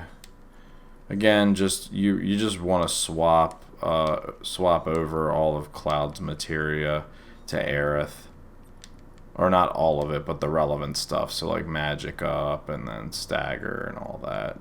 We've got 2 staggers. We don't need that. MP up, my bad. So yeah, the MP up and the double magic up, and then the spells you want to swap over. And get elemental up there for Tifa. So lightning elemental. And does she have HP up anymore?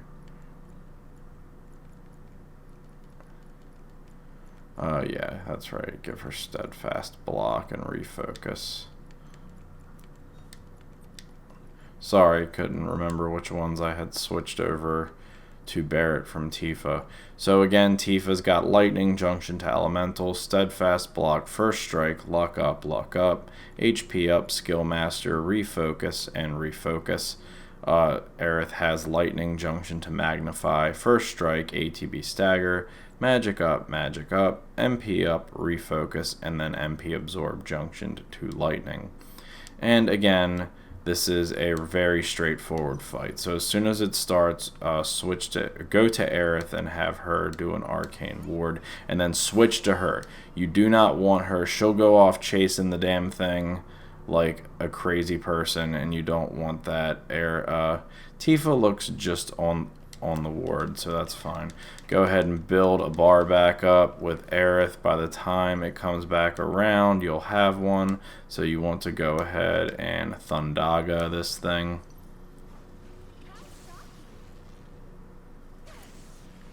Now very, very quickly get on the ward with Tifa and also have her Thundaga.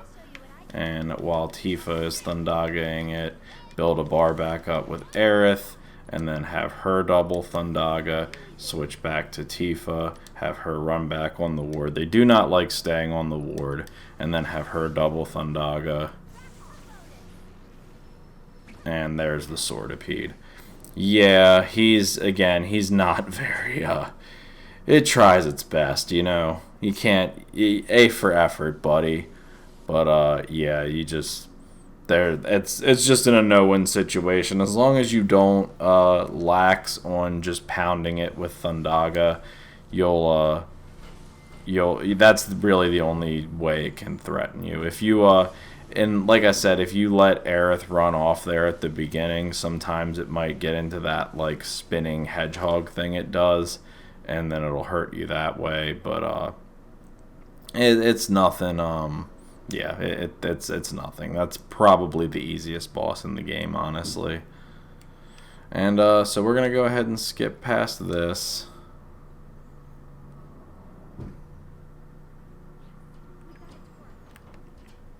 And go ahead and I believe our next, it's right to Jenova. I think once you're done with the labs, it's just a gauntlet of boss after boss after boss. So I will see you guys right before the Jenova fight, unless I am wrong.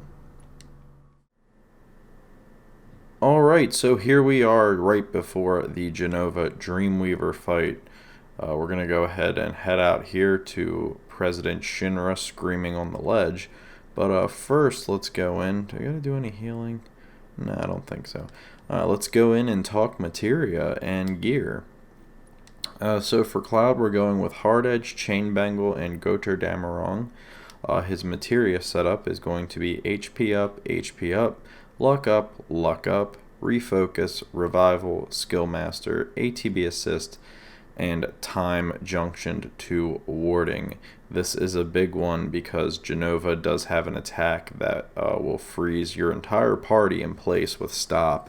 And I would definitely recommend putting this combination on Cloud and Tifa, as I have done. Yeah, Revival, just in case Aerith gets KO'd, because Aerith is the other one we have Revival on. And all of this stuff to make Cloud a mean man when it comes to beating things with his sword. That's pretty much the idea with Jenova here. It's just a big damage sponge, and you just gotta wail on it until it drops. Hit it till it stops moving. It might sound pretty caveman-y, but that is exactly how I think this fight is best approached. You're not gonna out-magic it. Its magic's better. I mean, I guess I shouldn't say you can out-magic it, but I feel like the more efficient way is to just beat the shit out of it. It does have some strong attacks. Its magic is really strong. It has a really, really painful attack that's like this dark energy beam that it'll shoot at whatever player you're controlling at the time during after certain attacks, basically. And yeah, that hurts. That'll take about half your life. It would pretty much one-shot Aerith with the amount of health we have her at. So we're actually going to not really be controlling her all that much if we can help it. But for Tifa, we have Metal Knuckles, Force Bracelet, and Champion Belt. She has Warding, Warding Junctioned to Time, Steadfast Block, HP up, First Strike, Skill Master, Refocus, and Refocus. So we just want to get that attack rating nice and high, so she can also beat things furiously with her fists, just like Cloud is doing with his sword. You're seeing the theme here. It's just meatheads hitting things. Like, actually, we can grab we can grab Ifrit from Barret, and then we get a little bit more defense on her too. And the one person in the party who is not just going to be hitting things with their fists, although if we know anything about Aerith, she will most certainly try to run up and punch Jenova in its face. She has Silver Staff, Force Bracelet, and Healing Carcanet. Her materia setup is Barrier, Revival, Prayer, MP up, Magic up, First Strike, MP up, and Magnified Junctioned to Healing. Now, if you could put Warding in Time on Aerith instead of Tifa, and I wouldn't necessarily fault you for that, but I just wanted to load her down with other stuff. The First Strike is big because we want to get regen going as soon as the fight starts. Jenova will poison you, so you want to kind of counteract that with regen. And we're also going to be using a good bit of Soul Drain because, as you can see, even with a double MP up, or oh no, it's a single MP up. Oh no, it is double. It is double. What am I doing? Even with double MP up, she's actually only got 105 MP left, which, you know, 100 seems like a lot, but it really, considering she has another boss fight coming up after this where she's going to have to be casting a lot of thunder spells, it's not as much as you might think. So we're going to try and use Soul Drain to get some MP back. Hopefully, if things go well, we'll actually gain MP off this fight because we have the Silver Staff, which boosts your MP regen, and we also discount your spells. So her healing spells are all discounted. So it's basically the bargain bin staff, and I don't mean to say that in a degrading manner. It's a really good weapon, but it makes all your spells cheaper and gives you back MP faster. So that is my setup, and like I said, the tactic here, go out and talk to the president, but the tactic here is really straightforward.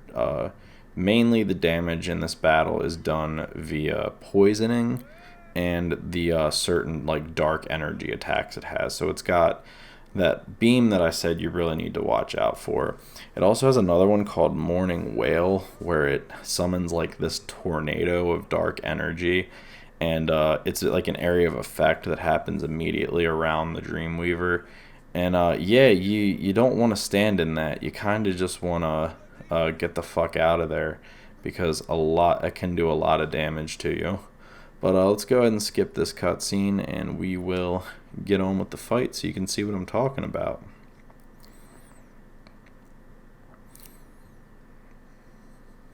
It's not too bad. You just got to put up with its really big health bar, because its health bar is pretty fucking huge. Alright, so as soon as the fight starts, we're going to want to go to Aerith and cast Regen on everybody. And as you see, Cloud has Goter Damarong, but do not, and I repeat, do not just go in here spamming limit breaks. We want to use our limit breaks at a strategically sound time. So immediately run over with Cloud. You're going to take some hits. There's no avoiding it. Switch to Tifa. Let's go ahead and get a dive kick on this tentacle. Dive kick will... didn't do anything that time. Was sad. That's fine. And then Star Shower. There's that. And now that Aerith has another bar, let's go ahead and activate Fleeting Familiar for her, because and then Omnis Strike will take care of the other one. And now Jenova is pressured, so we're going to go ahead and use Focus Thrust. And then, of course, Tifa will use Focus Strike. And with that ATB regen loop going on, she will literally gain a bar to Focus Strike again every time she Focus Strike Cloud's Thrust. And of course have Cloud, they're basically just emptying out their ATB on the focus stuff right now, because we would like to try and get Jenova pressured if we can, or not pressured, but staggered if we can. Okay, so it's going to do this, so get away from it, because it almost immediately, yep, here comes that. That is what I'm talking about. You have got to watch out for that. That fucking thing hurts real bad. And if that's Aerith getting hit with it, if Aerith gets hit with that, it's bad. It's ugly. It's like watching her die all over again. Spoiler alerts, I guess, for something that happened when I was in elementary school. But yeah, so you would really want to. That's one of the reasons that regen. The reasons that regen is so important, because there we are. Because it will kind of offset some of that damage, like, because it doesn't. Jenova isn't super aggressive, especially early on. It's kind of all about just hitting you with really strong attacks and hitting you with poison. So let's go ahead and have a Cloud Focus Thrust. There we are. And now that it is staggered, we will use the limit to go ahead and send it into its next phase. And there we are. It's still taking damage thanks to ow. And that is, so these glyphs here on the ground you want to be wary of. Let's do overpower. Oof. And that is what I mean, ladies and gents. That's how quick it can happen. Let's go ahead and do a rise. It's okay. We can live with it.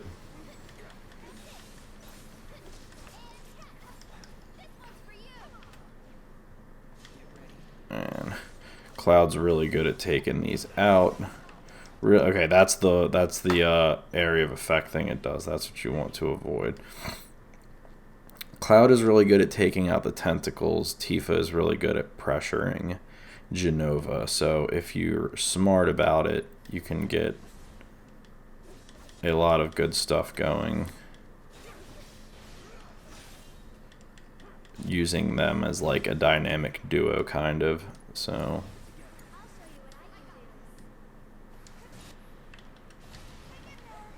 okay, and let's go ahead and get Cloud out of there.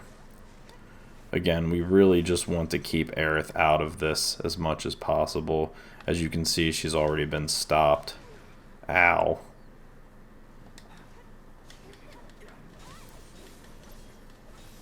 Let's go ahead and have Aerith double soul drain, because again, we want to try and get some MP back for her if we can help it. And then with the tentacles, again, you can just go into Punisher. Okay. Yeah, a few hits from Punisher should take them out. They're not particularly durable. Ow.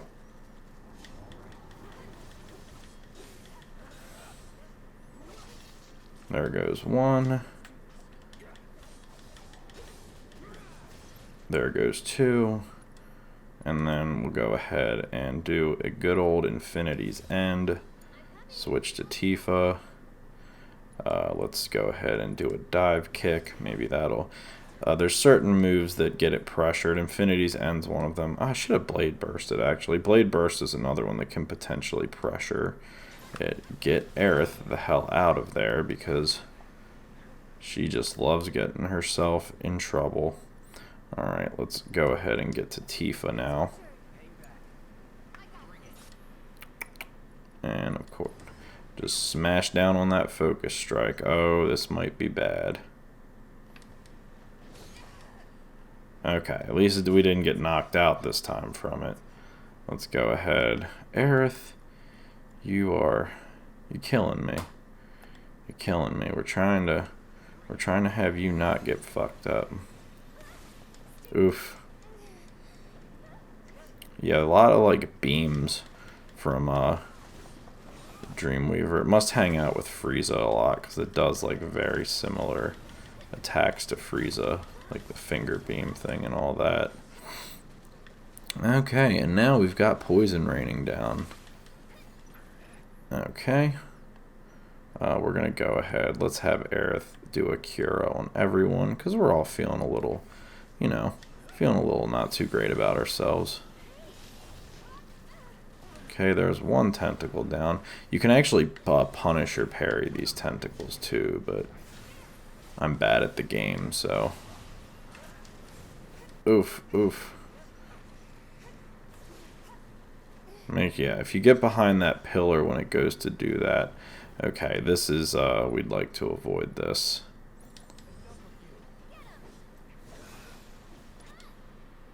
And then... yeah, I think now's a good time to use its limit, because you do want to avoid getting hit by its magic. Uh-oh. Oh no, I've made a terrible mistake. Oh no, I'm actually not taking damage. That's surprising. You did not know you get invincibility frames during a limit break. That is interesting. We're out of regen, so we're going to go ahead and get that going again. And then see if we can get over to Tifa. because it is pressured now. So start smashing down on that focus strike, and cool, we got it to shift phases. Now here comes the tentacles, and Cloud here's got to run around and protect his lady friends from the hentai monsters. I said Cloud, sorry Tifa. You have, as a Japanese drawn woman, you have a natural weakness to tentacles, and we gotta help you out here. And Cloud can very easily deal with the tentacles. There's just a whole lot of them. Triple slash is super helpful here. So sometimes it'll, yeah, like that. Sometimes he'll go at Jenova. He usually does hit it with the last with the last and the triple slash, but it's worth it. Still getting rid of 2 of them fairly quickly. And then in situations like this, he might actually just hit all tentacles. Yes, he will. Awesome. Sometimes you might have to not triple slash, and if that's the case, just make sure you're in Punisher, like you switch as soon as you get to them, because then you can parry them if they try and smack you. Because Cloud dressed up like a woman for part of the game, so there's still a risk of tentacle rape there. He's not 100% immune, so we gotta make sure we take him out. Okay, and that seems to have dealt with them all. You cannot hurt Jenova when the tentacles are up either. Oh, no. Hey. Okay, so with Aerith, let's go ahead and pray. Okay, and now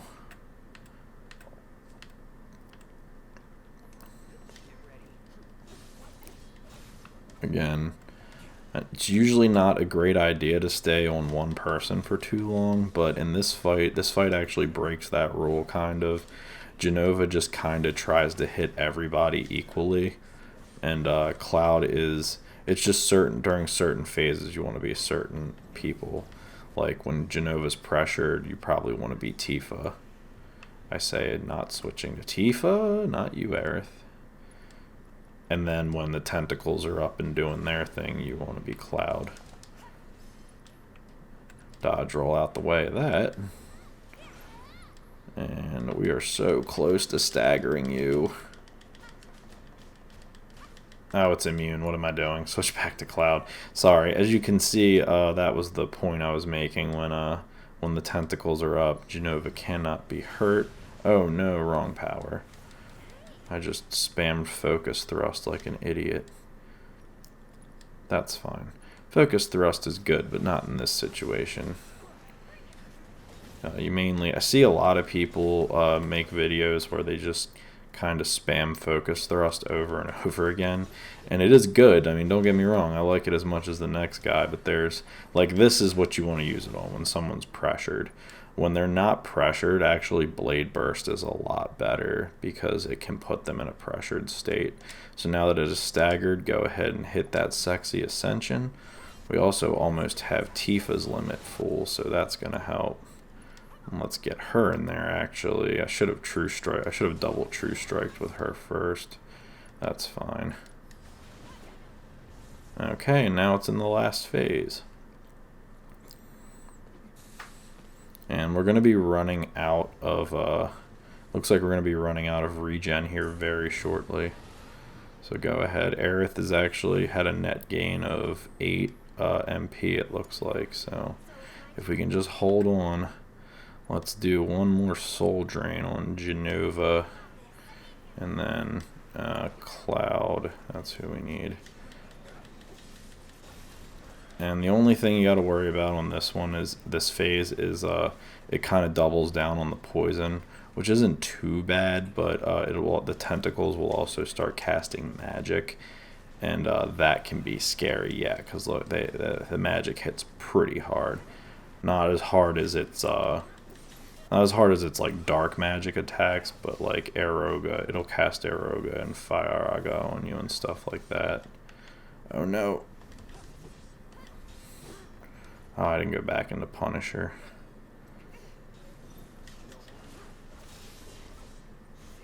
Aerith can also do a number on these tentacles if you do spell familiar, if you choose to put the warding and subversion, or warding and time on her.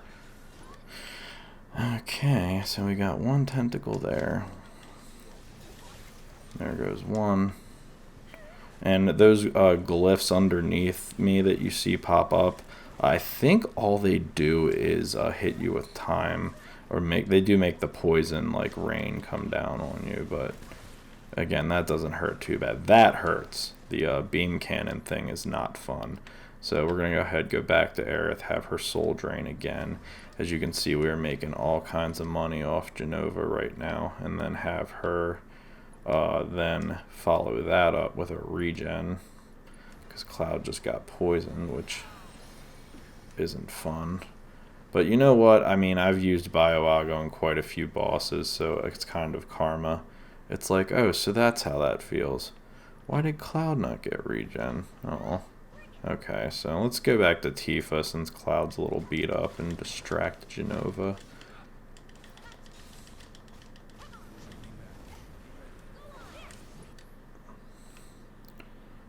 Okay.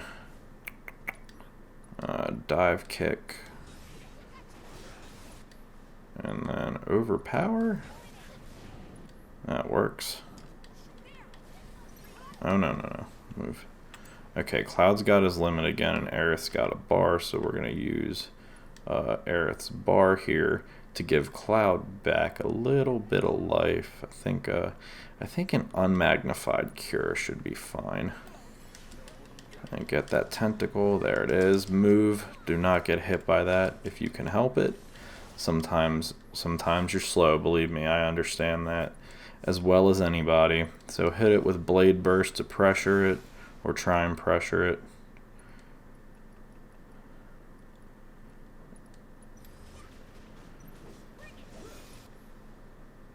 Okay, and watch out for this.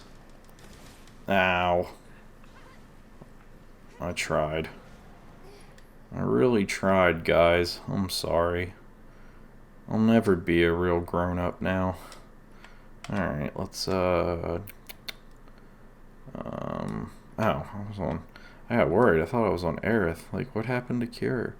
Let's do another unmagnified Cure on Cloud, because everyone else seems to be doing alright.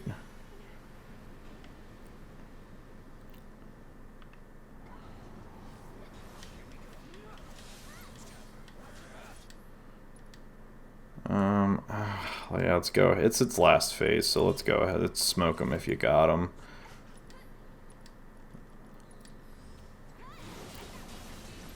There we go. Got it pressured at least.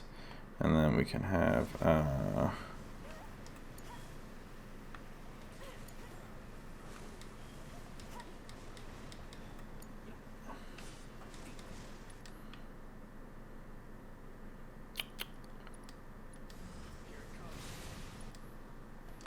what is making you invincible right now? I'm not sure, but let's have Aerith heal herself, because I'm not liking the position she is in right now. Unmagnified Cure should work. Okay, here comes, I guess, I don't know, maybe there's just a cap on the amount of damage you can do to it per phase, I'm not sure. Well, I don't think that's... I've seen people, like, just ace her and, like, her, him. It's not a her. I keep... It's Jenova, so it's got me thinking her, but it's the clone thing. Ow. Ow. That is Aroaga, and it hurts. And this is the phase you need to worry about, because the tentacles will really start spamming some magic at you. We're going to hit it with Dolphin Flurry as soon as we get rid of these tentacles. Are there any tentacles left? No, there is not. Tifa, do your thing. And Aerith, get one last soul drain in, because this is probably going to kill it.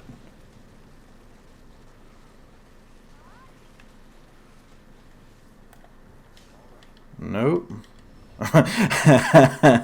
Oh, that's funny. Cloud just walked up and tapped it with his sword. Oh, that was great. But yeah, as you can see, that boss is not too bad. Not compared to him anyway. That's a whole nother story that we're gonna have to worry about pretty soon. But yeah, the that is Jenova. Okay, I'm done. Yeah, because he took her. Okay, that makes sense. Don't listen to me. I'm like half asleep right now. But yeah. So as you can see, the that boss isn't too bad. You just have to worry about the area of effects and the really like strong singular attacks it has, and then you're golden. Like she really doesn't do too much damage outside of her magic. Like the tentacle smacks are just annoying. The the fact that she's invincible when all the tentacles are around too is something that you're gonna have to reckon with. But yeah, triple slash to deal with them, and then just lay on her with really strong physical attacks and get her pressured. And then once she's pressured, you know the drill: focus thrust, focus strike, all that good stuff. And if you're low on magic, really try farming MP off of it, because now Aerith's back up to like 130 something MP, which she actually gained 24 MP or something in that fight, which that's not insignificant. That's a Thundaga, and when you're Aerith, that means it's 2 Thundagas. So, you know, nothing to sneeze at there. So yeah, that is Jenova, and we are next up. We got Rufus, one of the funnest fights in the game, in my opinion. I love fighting Rufus. But yep, we'll be there. We got that coming up next, so I'll see you guys there. Hey guys, and here we are about to have our throwdown with Mr. Rufus.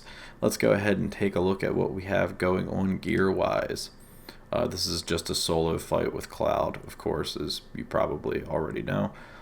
So as far as gear, he's got the same thing: Hard Edge, Chain Bengal, and Goter Damarong. For his materia, I gave him double HP up, double luck up, refocus, first strike, skill master, ATB boost, and magnify junctioned to time. So I'm going to explain what I'm going to do beforehand, because it's all, as long as I execute it right, it should all happen pretty quickly. So I don't know if, I'll necessarily have time to say everything point by point as I'm doing it.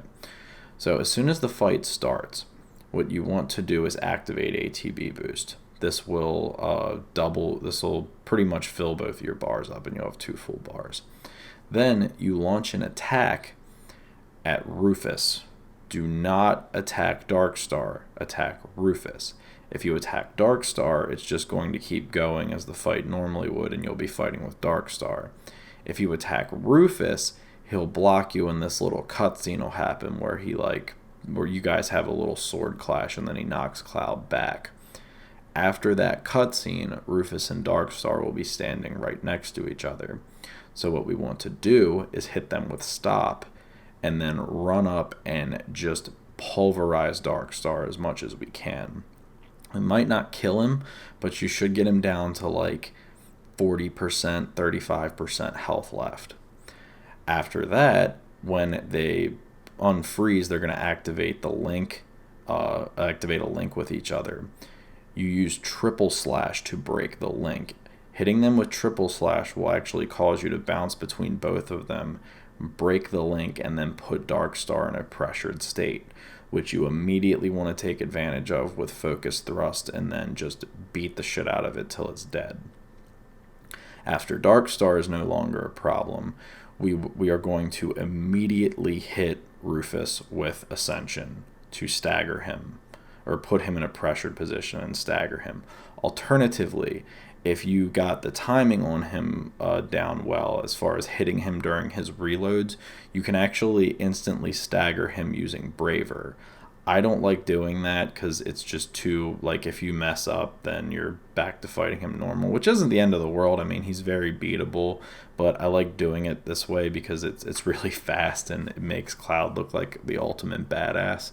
But yeah, so that's another thing to keep in your back pocket, just in case you're curious. Braver will automatically stagger him. So let's go ahead and see if I can do this first attempt. I haven't even practiced, that's right. I'm just going to try and do it. And if I fail, then, well, I fail.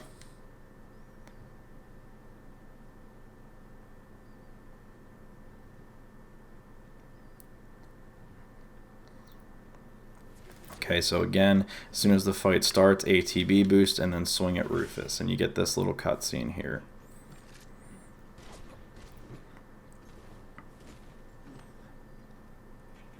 Now, immediately go into the command menu and cast stop.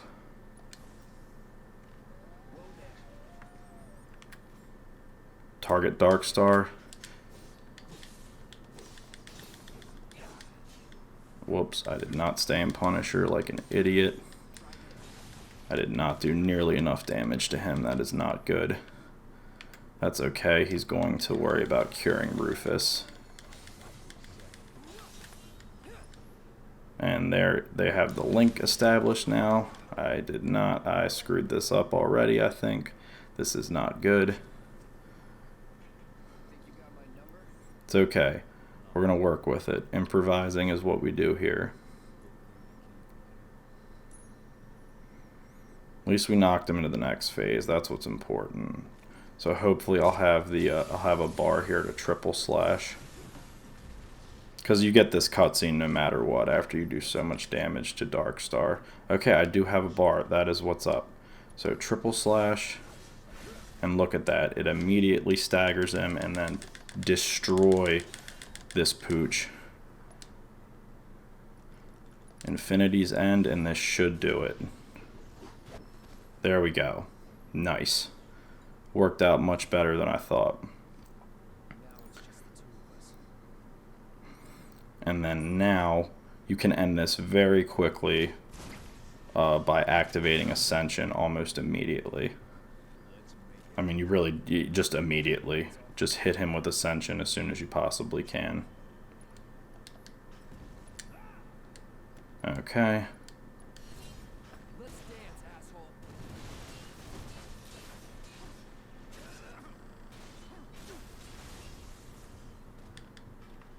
And now that you're in Punisher,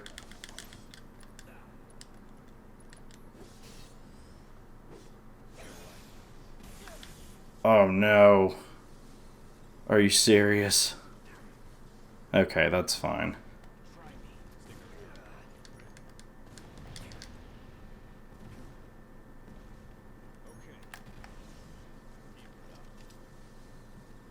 We just gotta hit him once. That's all we gotta do. He's gonna do this twice.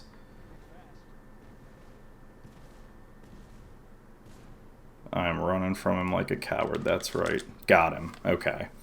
I would have been so sad there for a second.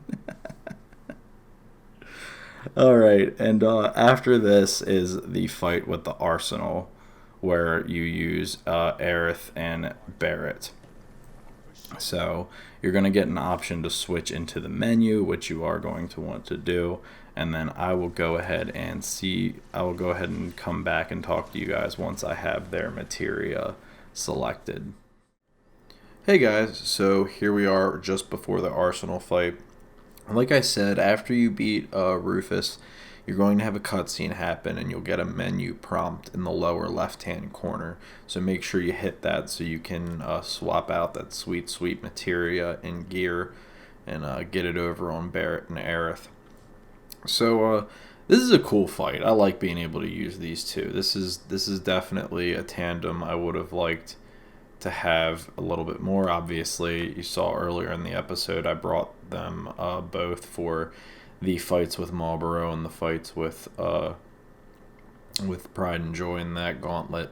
And I like Tifa, don't get me wrong, she's great, but I don't have Tifa mastered to the point I do with these two. I feel like the ones that I do best with are Barret and Cloud, and I feel like Aerith is like a close second, and I easily feel like Tifa's the one I'm worst at using. But that's just me, and so because of that, it's nice to get a fight with just these two after whooping somebody's ass with Cloud too. So this is a cool fight, and it's not too bad. It's another big robot, so I guess that's a little disappointing. But you can actually take it out pretty easy with the two of them, and especially I hadn't noticed this, but we actually got back we got back to 153 MP with Aerith. That was I did add some materia, so it changed it. But before that, she was at 145. I want to say, like 145 ish. We gained 40 MP off of the fight with Jenova, and that was with her casting heals and revival and shit like that and regen. So that worked out pretty good for us. So what Aerith is rocking is Silver Staff, Force Bracelet, Circlet. Her materia is Lightning, Fire, MP up, Magic up, Prayer, Revival, and then Magnify junctioned to Barrier. Yes, she does not have a single healing spell. Well, she doesn't have a healing materia. She does have Prayer. But yes, we are actually using her as a barrier bot, and then to drop lightning spells on our robotic friend. The real healer here is, of course, Barret. With Big Bertha, Chain Bangle, and Healing Carcanet, we have Lightning Junction, 2 Elemental, HP up, Provoke, Prayer, Chakra, Steadfast Block, Skill Master, ATB Assist, and Revival. So the reason for this is this boss is actually there's a lot of it does a lot of things where you don't want to get hit by it at all, so you're going to be hiding behind this rubble. There's like cover around the arena. I'm sure you know what I'm talking about if you've done this fight before, but you'll have beams and shit to hide behind, and that's what you're actually going to be doing most of the fight. Most of this boss's attacks will straight up kill you pretty much if you get hit by them. At least a lot of them are. So you want to avoid those, quite honestly. And with Barret being able to use his HP as like an extension for Aerith's, she should almost never die because you barely get hit this fight as long as you do things correctly. And then when you do get hit, it's not by any of the attacks that do a staggering amount of damage. So everything should be fine, especially if you keep barrier maintained on both of them. Now, you could do Planet's Protection. You could just swap the circlet, sorry about that. You could swap the circlet for the Goter Damarong and just start Planet's Protection and use that for the entire fight. I don't think that's completely necessary, honestly, and it lowers my MP some, and I don't like that as much because I want to be able to drop very strong spells on it. You could also alternatively put it on Barret, but then you lose the healing Carcanet, which makes his whole chakra and prayer combo as nasty as it does. I don't think you need it here. You trust me, we're going to be using the absolute fuck out of that thing come the next chapter. So we can do one last fight in the game without it, because pretty much every single fight after this, you're going to have it. So yeah, let's go ahead and enjoy it. Anyway, so the whole thing with this guy, go ahead and start the fight.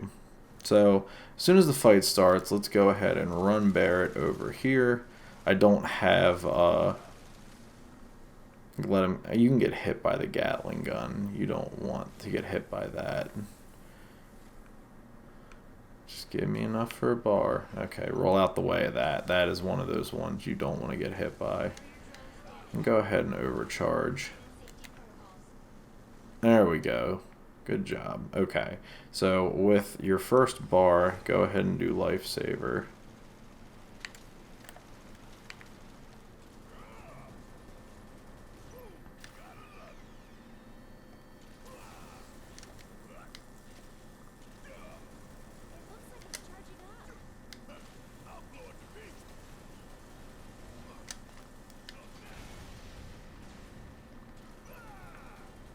Okay, so when it goes to do this attack, what you want to do is focus shot the main cannon. I hope I didn't do this too late. I didn't. Hooray. Yeah, so a focus shot on that main cannon will go ahead and take that out. Let's switch over to Aerith real quick. Oh, nice. Thanks, Red. That's always nice. Okay, so with that having happened, let's actually go back to Barret. Which one did you stagger, Red? That one. Cool. Hurry up and take that out. That's one drone down. Nice. Red doesn't always do that. And yeah, that was pretty fortunate for us. So let's go back over to Aerith here. Let's do a barrier spell. And then we're actually going to be using something that I haven't used much during this playthrough. And I probably should have been using it more, honestly. But I've really started to notice it more, and that's Fleeting Familiar. This makes her normal attacks actually way stronger. Because she's hitting instead of just... she's hitting basically at twice the rate she normally does. Ow, ow, ow. As you can see, it's not too bad with barrier. And then whenever it starts focusing on one, just switch back to the other one. You basically just want to keep ping-ponging it around. And again, focus shot on the main cannon every time it does this. It's really just all about keeping track of what its main cannon is doing. So let's get back to Aerith. And then switch back.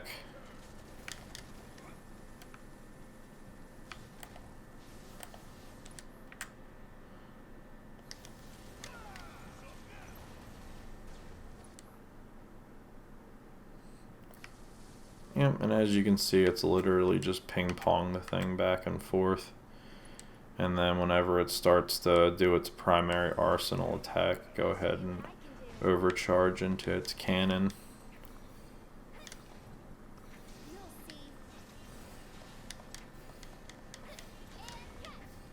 Oof. Oh, Barret. Sometimes you gotta be careful. Sometimes he'll let himself get hit by stuff he shouldn't. That's fine. Why you gotta let me down, Barret? Let's go ahead and get a barrier up. And we just gotta wait. Okay, get out the way of that. Get behind the pillar and chakra. Barret can't help himself sometimes with standing in front of that primary attack. And now that that crisis is averted, let's go ahead and get back to dealing with these barrier drones. Okay, so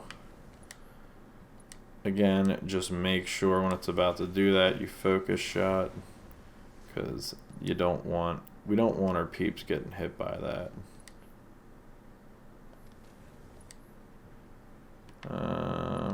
Okay. I hope Thundara will stop this, otherwise Aerith could be... Yeah, it does. Cool. I've actually never tried stopping it with magic before. Barret's usually enough. Go ahead, charge. We got one left. Go ahead, switch back. You see, you're basically playing Duck, Duck, Goose with it. I guess that's the way... it just keeps chasing you around in a circle. Would that be a good analogy? I don't know. Maybe I could work on that analogy some. Okay, again, it's doing its primary fire, so just focus shot the main cannon. And then Thundara the main cannon, because apparently that works. Yeah, unfortunately, once you do so much damage to, okay, there we are. And as you can see, their health's holding up just fine. Just, we want to reactivate Lifesaver pretty soon. I'm kind of bad with that. That's another thing I need to work on. So go ahead, reactivate Lifesaver. And then let's have Aerith go ahead. Let's actually run this way, because it's going to charge. Yeah, when it does this attack, you want to... Oh, Aerith.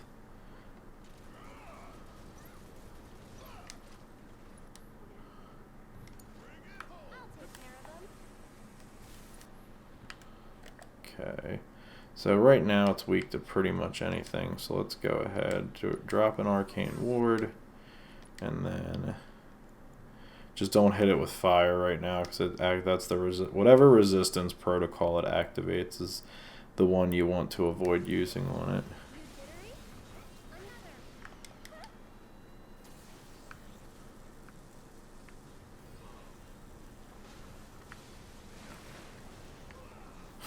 It's funny watching it try and charge through the rubble, although I think it will do it successfully, I think, in its latter phases.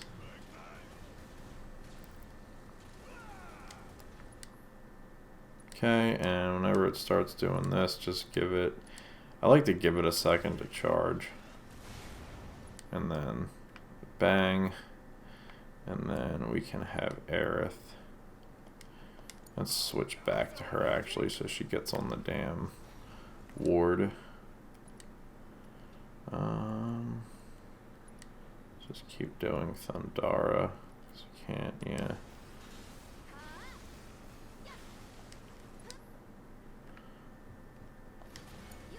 Ah, Barrett. Yeah, I know I waited too long. That's okay.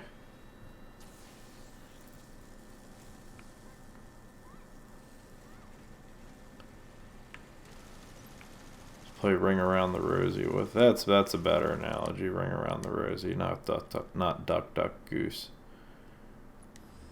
Chakra. That's really the only thing you have to worry about, honestly, is him or me being an idiot and standing in the middle of the glyph. And then it's just gonna, the pillar's just gonna soak that up.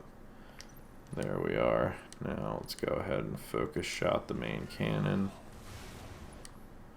And now that it is in a pressured state, let's go ahead, get back to Aerith, and drop a double Thundaga on it.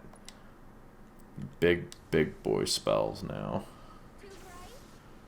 And thanks, Red. That was good timing. This is going well. Oh no.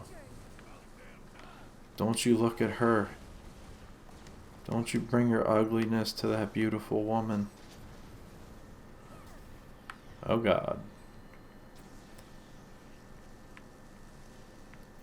We got this.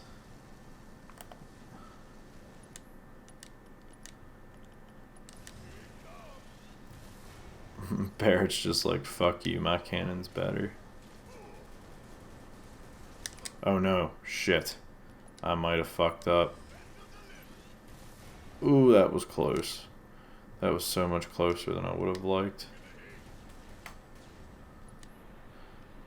Oh, Red, you are the man. Okay. So now let's go ahead and... Ooh, I don't know what I want to do. Do I want a Ray of Judgment? No, let's just Maximum Fury. And then go over to Aerith. And double Thundaga. There we are. Damn right, threat level critical. This is the only kind of threat level we bring. Switch to Barrett, get Lifesaver up. Now is when it starts breaking. It starts punching walls like a Kyle because it's mad.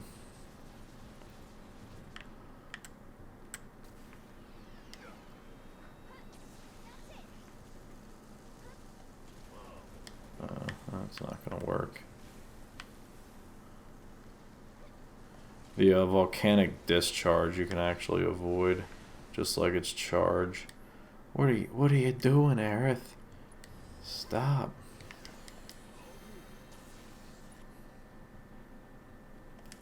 She is just so tenacious.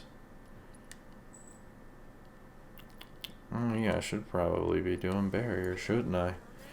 You brought it. Okay, and yeah, this is just get behind cover on this one. They will actually hide from the big attacks, which I do appreciate. Red don't give a fuck though. Okay. Yeah, and that one does break. Go ahead and Steel Skin.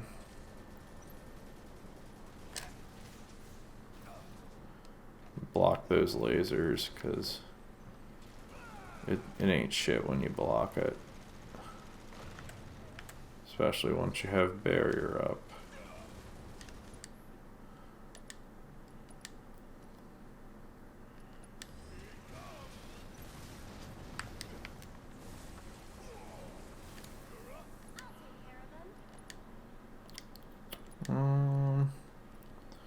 Let's go back to Fleeting Familiar. Just get its attention. Can you take over for me?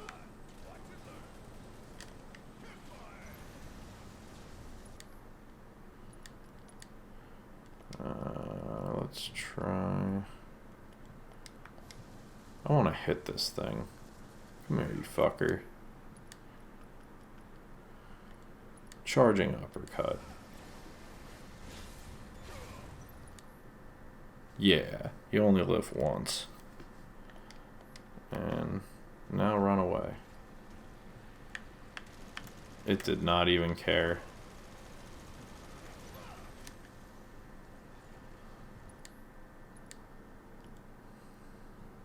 Let's go ahead and pray. Everyone healed up a little bit. Prayer will really help too, because Aerith, since Aerith has like no HP.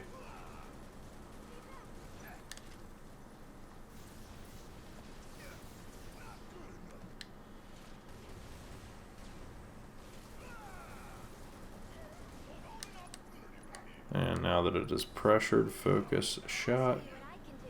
And have Aerith Thundara. And then have him. Oh, he doesn't got it right now. And I guess let's have Aerith Thundara again.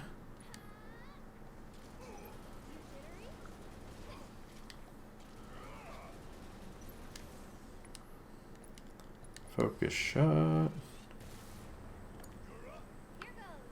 Let's get to her. Build up some ATB.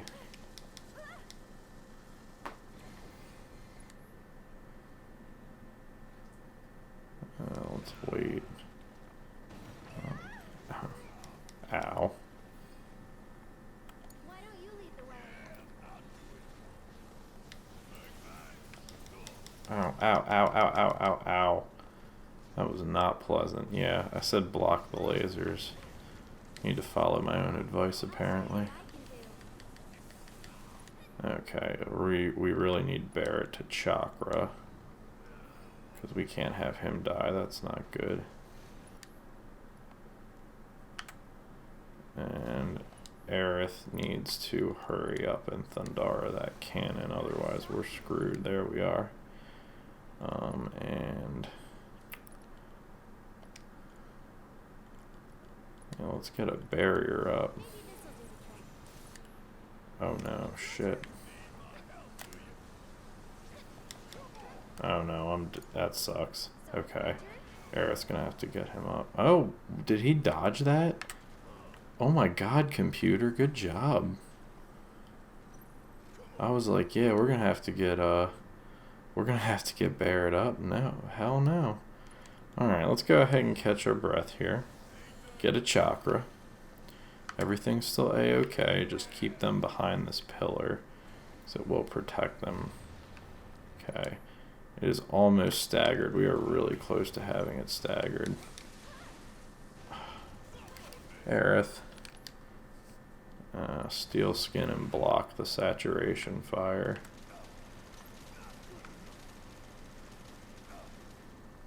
Barrett eats that shit for breakfast, dog. Let's go ahead. Hopefully we get this staggered here. Oh no. Yeah, that's cool. She got out the way of... She got out of there before it locked her in. That's all that matters.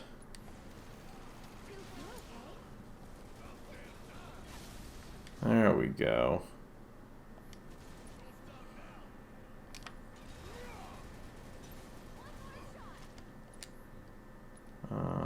Let's go ahead.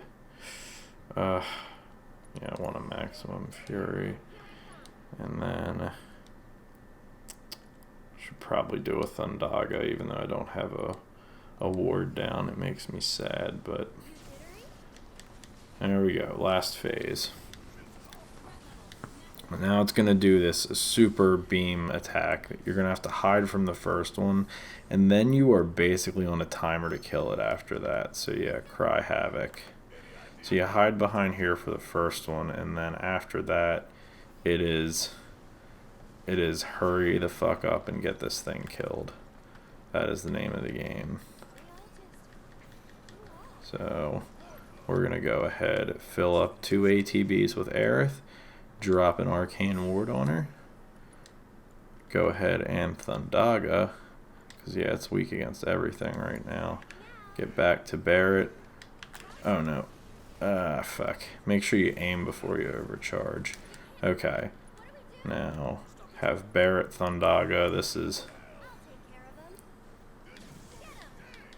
is emergency time. Yeah, okay. Took it out. See? Easy peasy. Just take out the drones. Make sure to shoot its main cannon when it does main cannon things. And yeah, you'll be golden. Not a bad fight at all. And it's like I said, it's great to use those two together. Like in the story, I mean, obviously you can use them together in the arenas and the VR missions if you want. There's nothing stopping you from doing that.